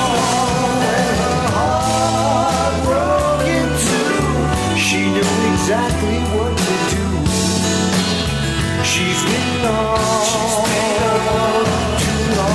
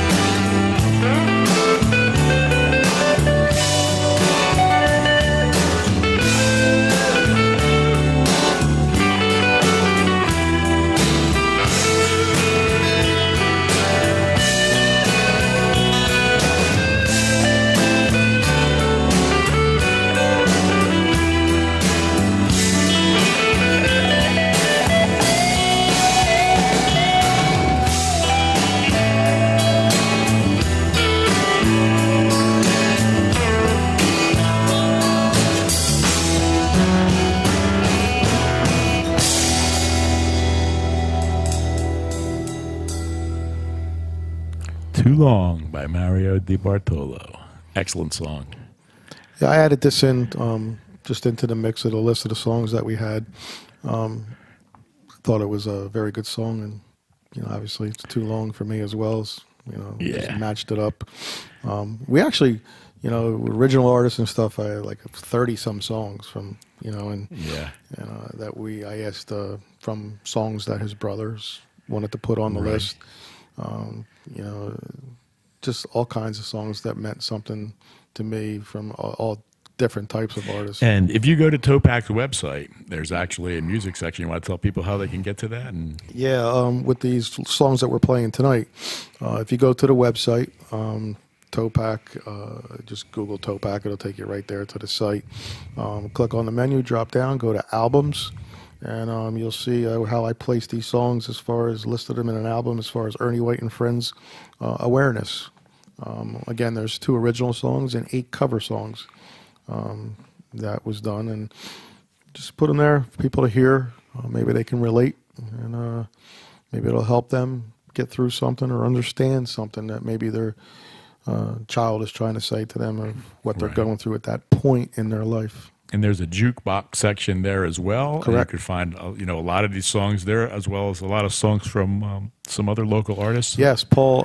Actually, it's a very good thing Paul did. Paul's got a lot of experience with bands and stuff. Yeah, he does. And from the days of Southside Johnny and all that he actually worked with and stuff. And he has a jukebox section on there with a lot of local bands, a lot of local artists. Put songs up on there. Even songs that were dedicated to his son Corey. Right. There's a song up there by one of his friends that presented a song to him too as well. So it's a good thing to listen to. Go on the site, check it out, and see what we're all about. TOPAC. TOPAC. If you're going to Google it, though, Google the Overdose Prevention Corporation, because when you TOPAC, you get some kind of instrumental company. Oh, so then I should get the site, right? Yep, the Overdose Prevention Corporation. Overdose Prevention Agency. .org. Overdose Prevention Agency.org. Please Google that. Please go through the site. There's a testimonial to my son Christopher, as well as Paul's to his son Corey, and other testimonials as well. And just go through there and go through the site and see what we're all about. And again, our next song on the list, Mark, is Right Here. Yeah, Right Here is about just going through, you're always here, you're always standing here with me, and I'll always be there, and why? Why? And Ernie did a good thing with this song. He made it kind of a Spanish version. It was really, if you listen to the original and now and the way Ernie did it, it's, please, I'm going to give credit to the original artist, Stain, with this song, as well as Aaron Lewis, is an amazing singer. I believe he sings country now. Actually, I think he's put out 2 country albums. But this song here, listen to the words, you'll understand why this is on my list. Right Here.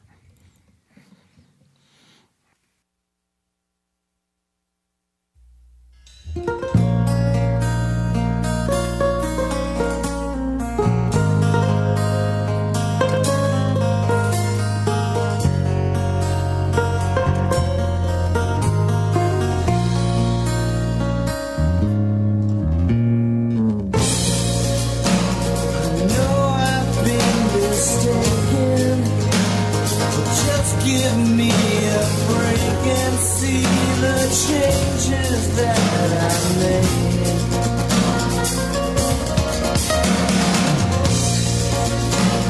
I've got some imperfections, but how can you collect them all and throw them in my face?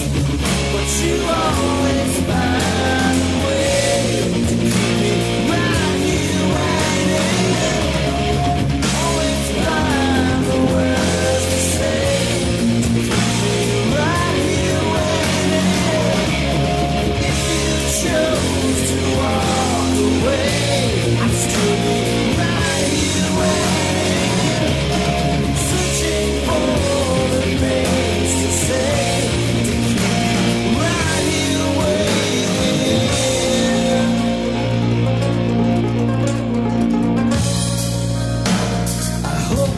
Not intending to be so condescending. It's as much as I can take.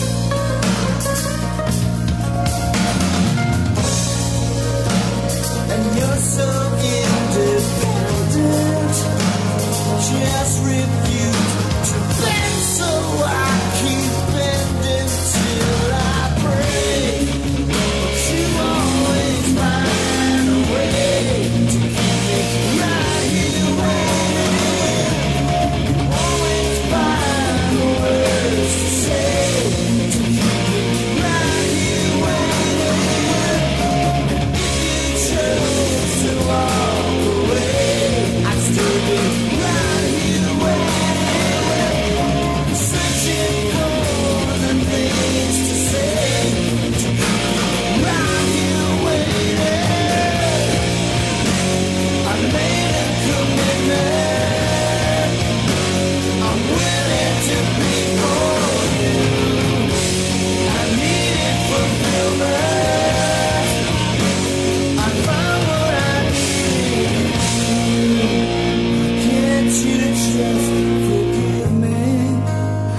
don't want to relive all the mistakes I made along the way. But I always find a way to keep you right here waiting. Always find the words to say to keep you right here waiting. But you always find a way to keep you right here waiting. Always find the words to say to keep you right here waiting. If I chose to walk away, would you be right here waiting? Searching for the things to say to keep you right here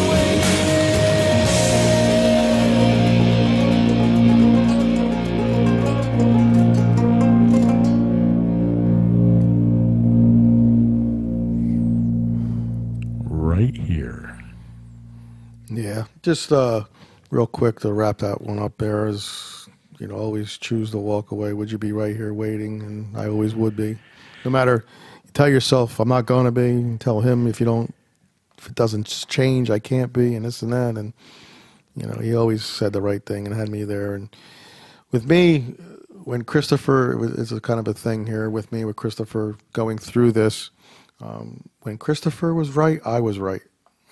I could breathe, you know. Right. When I got that certain smile, when I got that love you, Dad, when I got that, just that certain reaction from it, I knew he was okay. Right. Then I could be okay.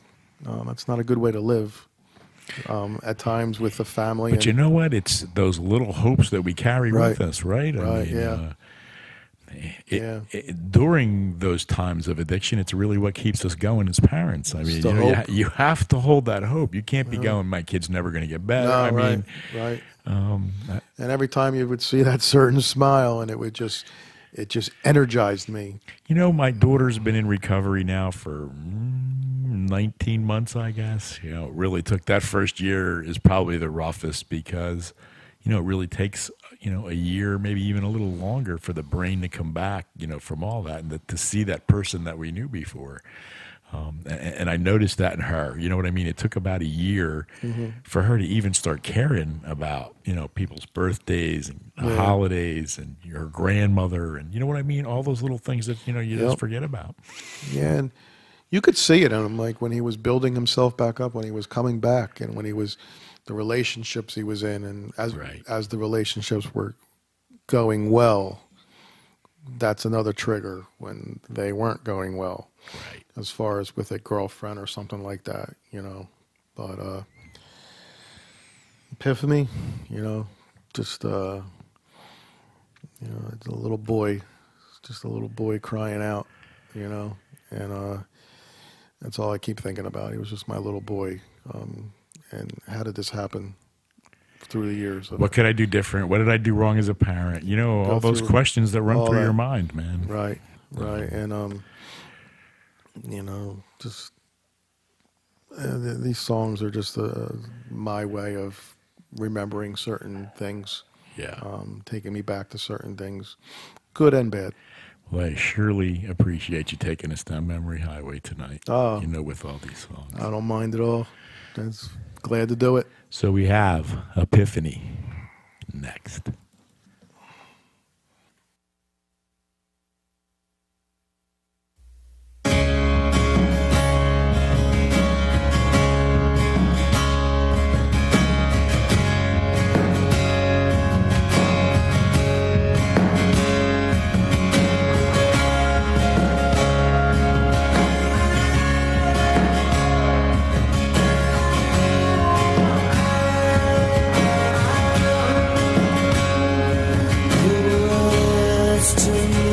Just a whisper.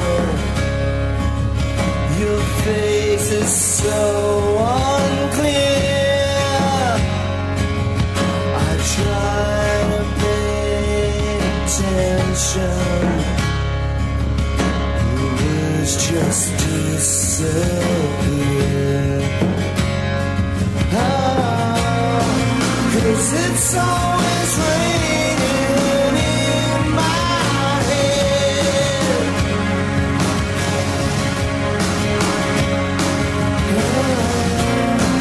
Forget all the things I should have said.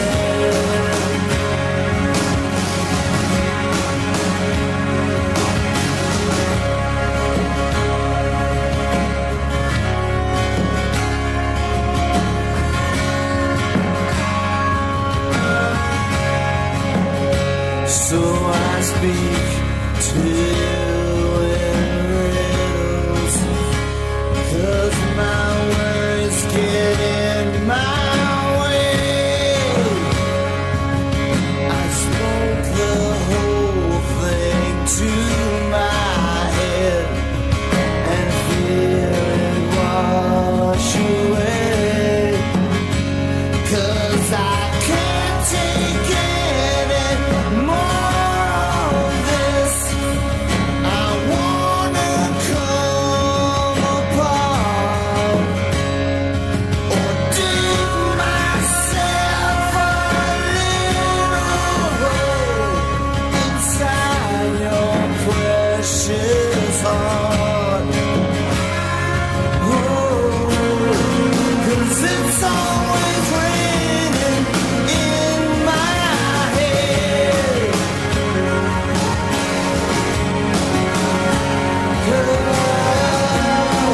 Forget all the things I should have said.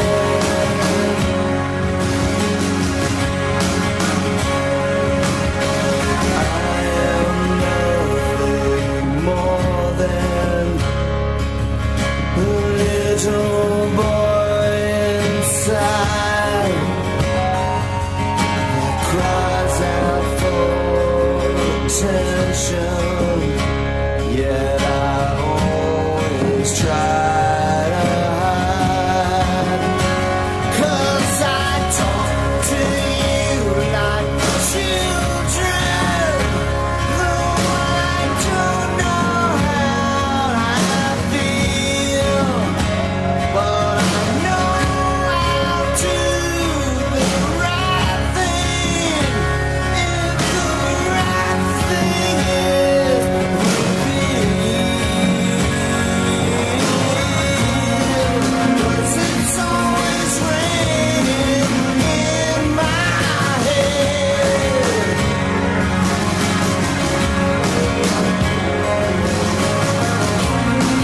Forget all the things I should have said.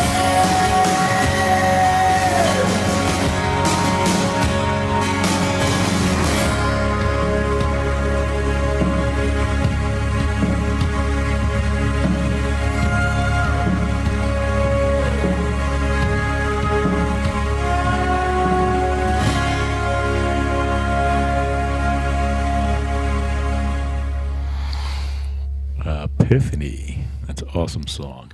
Yeah, he did it great. What a great collection. A great collection of recovery and addiction songs, man, really. Yeah, he did that one amazing, and it often said it was always raining inside my head, as it must have been inside my son's head. Yeah. And obviously, a small boy, like the words just spell out things I should have said. Maybe I didn't get to say. All that kind of wraps up into the, 8 years or 10 years of the addiction. Right. So we move on. Move on. All right. Something to remind you. Yeah, I thought about what was I going to say about this song. It's kind of something. It's a song that I chose, and I just feel that I'm speaking for him through this song. Right. To all the people that did him wrong, that during the times that used him, that didn't treat him fairly like they should have. Took advantage of the situation. I'm just thinking this is maybe something he would want to say to them now. Right. And or something I want to say to him.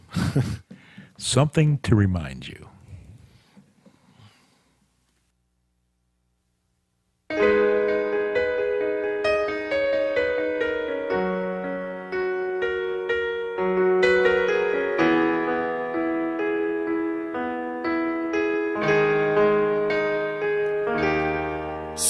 this is it. I say goodbye to this chapter of my ever-changing life. And these mistakes, the path is long, and I'm sure I'll answer for them when I'm gone. So when the day comes in and the sun won't touch my face, tell the ones who cared enough that I finally left this place that's been so cold. Look at my face, all the stories it will tell I can't erase. The road is long, just one more song, a little something to remind you when I'm gone, when I'm gone.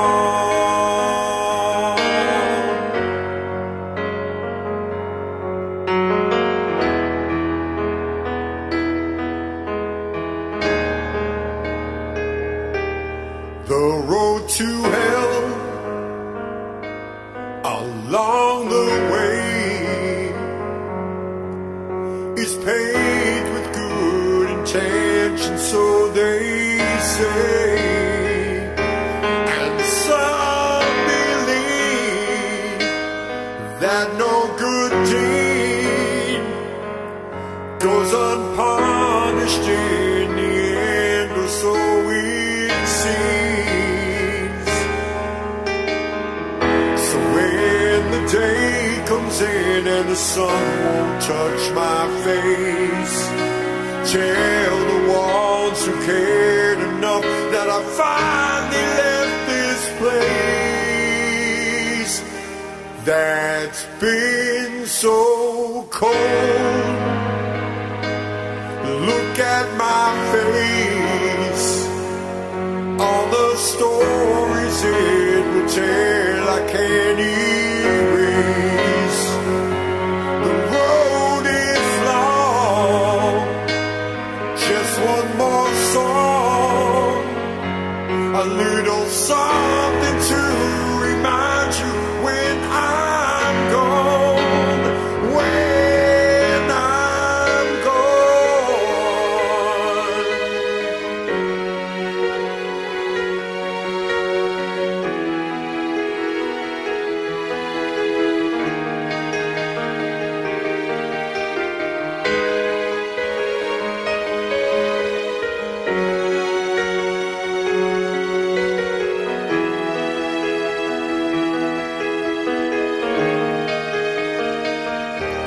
So this is it. I say goodbye to this chapter of my ever-changing life. And these mistakes, the path was long, and I'm sure I'll answer for them when I'm gone, when I'm gone.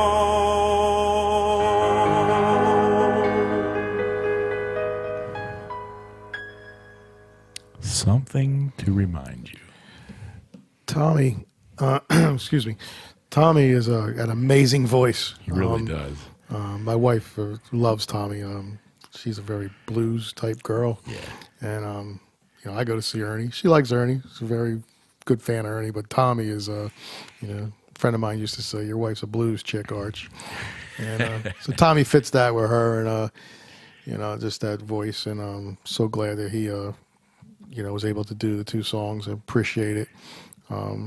The gift that these guys have given me. There's words or money can't. You know, there's no amount of money or no amount of thank yous I can give them. True. So Tommy, Mario, and Ernie we spoke about. Mark Sacco. Right. He came in and played some drums on some of the electric songs that Ernie did. Ernie did some acoustics and electrics, and I added some drums in on a couple of the songs. And Mark was, my son Cameron is friends with Mark's son. They grew up together there, and they go to high school together. And obviously Mark's all over the place. Right. You look at his check-ins, he's flying all over the place with his bands and doing a great job out there. So wanted to say thank you to Mark as well. And obviously on the next song, So Far Away, obviously we are far away from each other now. Just the words in it just match up to what we went through, and pretty much what we're going through now. It never ends. No, never does. So far away.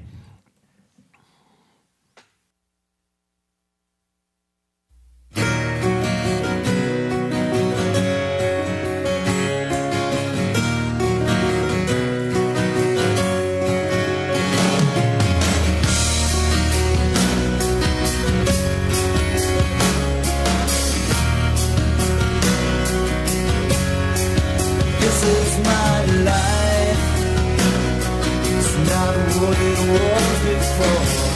All these feelings I've shared, and these are my dreams that I've never lived before. Somebody shake me, 'cause I must be sleeping.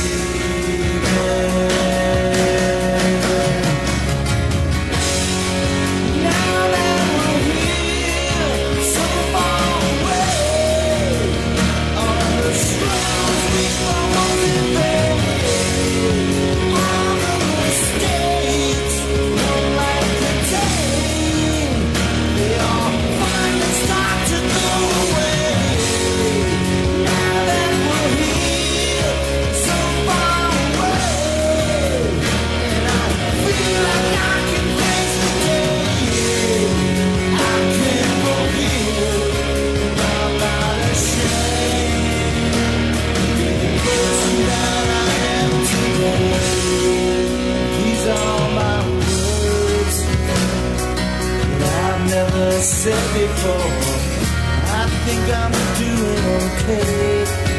This is the smile that I've never shown before. Somebody shake me, 'cause I must be sleeping.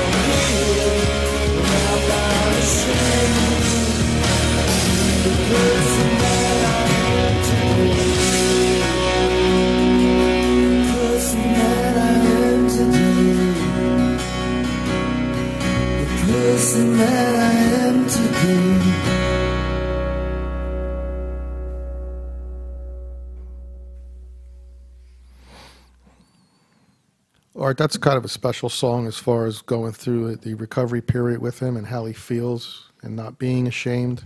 Right. You know, the stigma that's attached to this from the outside with families. You know, again, during the time of the addiction, as when he was away, sort of still feels that way to me sometimes. Like sometimes I'll look at the door and say, "Is he coming home?" Like, you know, You're still waiting for the door to open. For him to walk in. yeah, and so you know, so far away, but yet, really, are we? Right. You know, where are we now? Where is, you know? So he did a tremendous job with that song, and he really touched it and nailed it as far as how I feel, Right. and I'm sure how my son felt as well. So, you know, wrapping up now, I just want to mention a few things about Topak, Absolutely. if I could. Yeah, tell us what you have coming up. All right. Well, we had our first annual 5K 1 mile walk this past weekend, Yes, which we was a did. great success. And now what we have coming up on July 31st is our first annual on the course to recovery golf outing. It's going to be supporting overdose prevention and addiction recovery. All proceeds go to overdose prevention through providing naloxone trainings, supporting recovery through education scholarships for individuals with addictions recovery. The foursome individual golfer and non-golfer award dinner tickets are available, and sponsorship opportunities available ranging from $500 to $1,500. Limited availability. Register now. Any questions, please contact Sean McNeil at sean@overdosepreventionagency.org. If you go on the site, it'll be there. So there's more information about the golf tournament. Correct. Awesome. If you go onto the overdose site, the Topak site, you will see that event. As well as we're doing another event in honor of Christopher from the Manning family. We're running a bus trip on August 12th to a Philly Mets game at Citizen Bank Park. The trip is always run by Gary Zarelli. He runs a lot of trips throughout. Right. They leave from Fred and Pete's Deli. Okay, right on 33 there. Right. So basically, the tickets are $90 each. That gets you a bus ride, a ticket to the game. It's also Philly's Wall of Fame induction ceremony of Pete Rose. Which we thought would never happen, right? The Phillies Wall of Fame, not the Hall of Fame, the Phillies Wall. Please, got to get that right. It's not the Wall of Shame, it's Right. the Wall of Fame. It's about time. Maybe down the road we'll see it happen in Cooperstown. But August 12th, 7:05, Phillies Mets game, Citizen Bank Park. Again, the Wall of Fame induction with Pete Rose. Tickets are $90 each. The net proceeds go to Overdose Prevention Agency Corporation. Again, you can visit our website, and the information is all right there for you to send the money into and who to send it into. Very good. So we got that out of the way. We played 10 songs, right? 10 songs. We have one song left. Before we finish up here, you know, if you or a loved one again is struggling with addiction, you could reach out, City of Angels, 609-910-4942. Someone will be there to help you. That's our hotline number. Again, if you need help, there's Topak, Recovery Advocates, City of Angels. We all work very closely together. You do not have to do this alone. The help is available. So, Mark, tell us about this very last song. Thank you all for joining us. Mark, thanks for coming on tonight and sharing all these songs with us. You're welcome. Okay, this last song was a special gift, and it kind of came about as my last, I tell the story, I don't want to say it the same way all the time. My last father-son conversation, right? I set out to have a normal conversation, not the harboring, telling my son what he needs to do. And, if, you know, there's a father. Talking at him. There you go.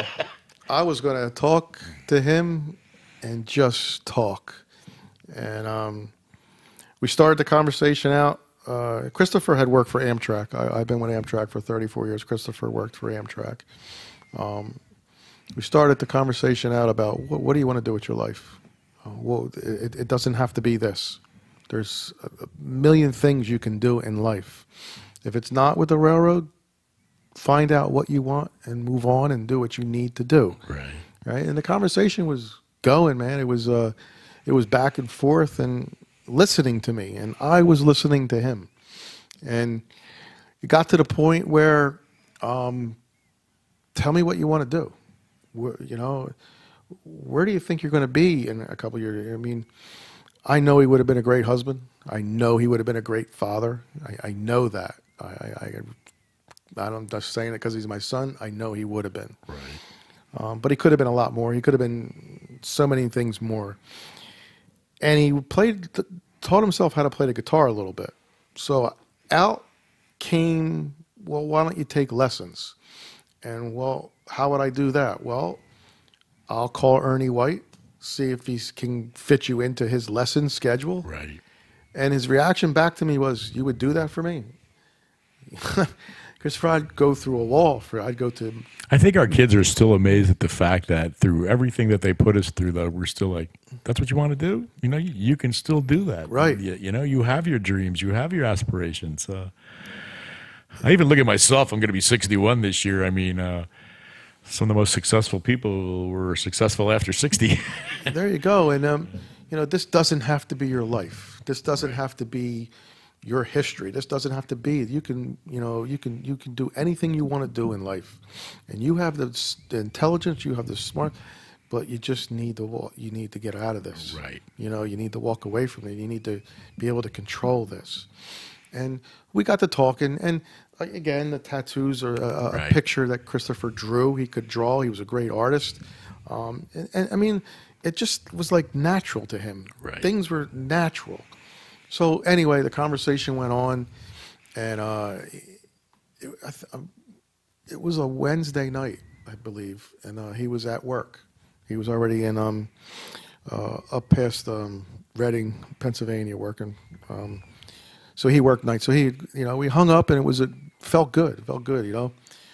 So that weekend he came home, and again, it's minute by minute, Right. you know, and you know, he was at my house for a while, and then he left and went back to his mom's, and you know, whatever transpired that weekend. The point is that I never made the call. Right. You know, I never set up the call, and nor did I have a chance to make that call to Ernie to see about guitar lessons for Christopher. Obviously, on August 4th, that night, we had a talk, me and him. We, you know, said, you know, some things signs were pointing to me, and wheels were spinning, and my trust was losing it right about then, and my heart was saying one thing, my stomach was saying another, and Yes, sir. and here we go, you know, and we were back on there, and then that next day, we all went to work, and when we came home that day from work, our lives were shattered. On August 5th, 2014, I came home and walked up and opened his bedroom door, and that's something I would never wish on anyone. No. What I found in that room that day, thank God, if there's anything here that I found him, Right. not my son Cameron, who was home, or anyone else. Right. By the time we got back home, there was no need for Narcan. It was over. You know, the pain was just beginning to intensify again, and Right. you know, at 4:10 p.m. on August 5th, when I opened that door, my life was shattered. I'll never be the same. I will be. To this day, I'm a father that lost a child. I can't believe that. I can't believe that happened to me, his mom, his stepmother, his grandmother, his brother. I can't believe it, but it did. It's surreal. I mean, it's not something that we plan. You're not Right. supposed to bury your children. You're supposed to outlive your children. They're supposed to live a more wonderful life than we did. And when you're going through the times, and you're thinking in your mind, it's gonna, when it happens, you just, wow. And you just lose it. And the next thing I knew, it was whatever happened in that house was chaos and everything else that happened. But so fast forward to when I got to call Ernie, when I told him the story, told him about, you know, what we were trying to do last week with Christopher, what I was going to do as soon as I had the chance and the time to set it up. And I asked him if he could do anything at Christopher's funeral, if he could play something. You know, anything would be an honor for him to be there and just play a song. Christopher loved Ernie White. He would he would take my CDs all the time. My Ernie White CDs. They were always going. I'd keep having to buy more. So, and he would go to Ernie's Christmas shows. So, you know, his parents grew up with Ernie through the years, and he, you know, we shared a lot of music except for rap. Okay, but we had a lot in common music except for the rap. But anyway, so as I'm talking to Ernie and I'm telling him the story and all, and it was the night before his viewing. And Ernie showed up, and he showed up. He played 2 songs. He played "Keep Me in Your Heart" by Warren. My God, it's one of those moments, senior moment. Yeah, forgot. Sorry. It's okay. Is it Warren Zevon? No, I can't remember. "Keep Me in Your Heart." I'm sorry, Ernie, but it was a cover. I mean, yeah, by Warren Zevon, I think it was. No, maybe. Lost the track there. But anyway, there was another song that, did he write the night before? Did he share it? Was it for, listen, I don't know how that song came about, but it did. And when he played it, it was the most amazing thing that I could ever hear at that point in my life. Right. It's an amazing song. I'm happy that he gave it to us, that shared it with us. It's a gift that I can never be, no money in the world, amount of money in the world. Right. See, and that's something, can I just say something? Absolutely. Before this? Brother, we're here. We had somebody was asking me, and a while back, you know, gun to your head, growing up, what rock star would you want to be, right? So I'm thinking, you know, obviously when I was younger, I was a big Van Halen guy, you know, and would it be David Lee Roth? And as you know, back in my younger days, no. And then Bruce, I'm like really into Bruce Springsteen over the past 10 years. Like, it's really, would I want to be Bruce, you know, and be like Bruce? But then I got to thinking, you know what? I think I want to be like Ernie White, like a local guy that really didn't know me. We knew in passing. You know, Right. we had acquaintances that knew each other through the years, but Right. Ernie has the gift. How much fame and fortune do you need in life to feel accomplishment and stuff? Or Ernie's plight, twists and turns that Ernie went through, and where he ended up, and what happened to his career, and how, Right. and what he's doing now still at this age. He's doing what he loves, you know, Right. and not a lot of people get to do that. But yet he handed me 9 songs, Yeah. right, and 1 original song that he played at my son's viewing. Now, how much money in the world could that be equivalent to what the gift that he gave my family? Actually, that is priceless, because that song, I mean, you know, your wife put it to a tribute. Actually, I put it to our last tribute, but I'm going to change that back out. But You don't have to. It has so much meaning. You know what I mean? It really does. When you listen to the words and you watch the, you know, the pictures of these kids just, you know, go by as that song plays, it's heart-wrenching. Right. So he's an amazing man. He's a gifted musician.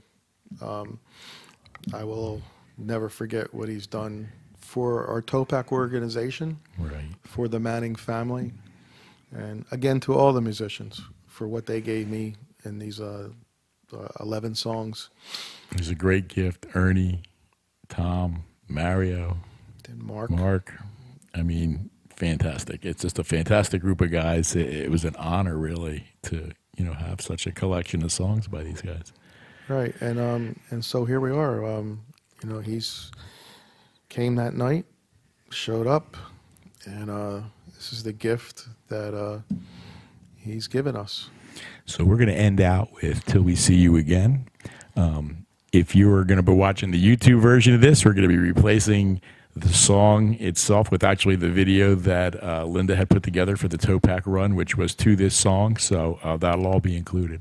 We want to thank you all for tuning in tonight. I want to thank Mark for joining us and taking so much time out of his schedule to share these songs with us. So we're going to end tonight. Again, you're listening to City of Angels Recovery Radio. This is Saving Lives. and we will see you next week.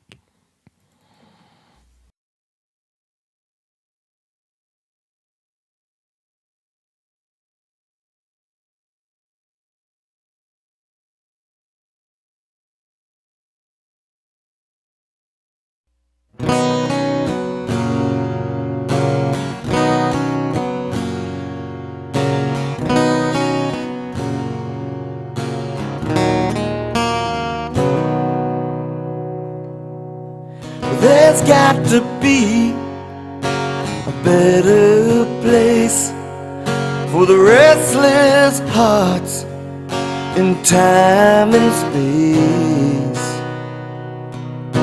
And there's got to be a heaven above for all the lost souls to finally find love. Till we see you again, we'll carry on the best that we can. Try to stay strong till I see you again. Here in my heart, you will always be.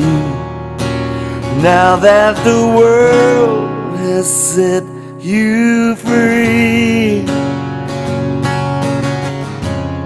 Till I see you again. Till I see you again.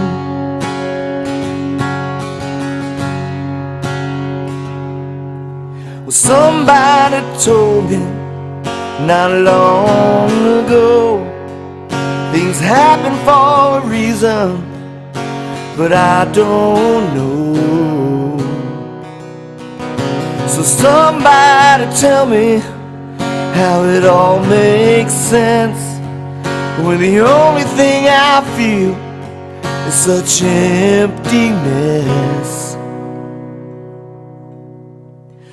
Till we see you again, we'll carry on the best that we can and try to stay strong. Till I see you again. Here in my heart, you will always be. Now that this world has set you free, set you free, set you free. Set you free. Till we see you again, yeah, we'll carry on the best that we can. Try to stay strong till I see you again. Here in my heart, you will always be. Now that the world has set you free,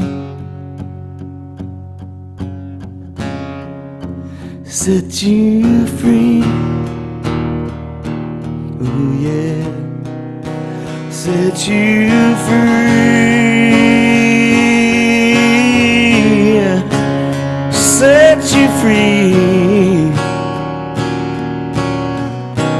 Till we see you again, we'll carry on the best that we can and try to stay strong.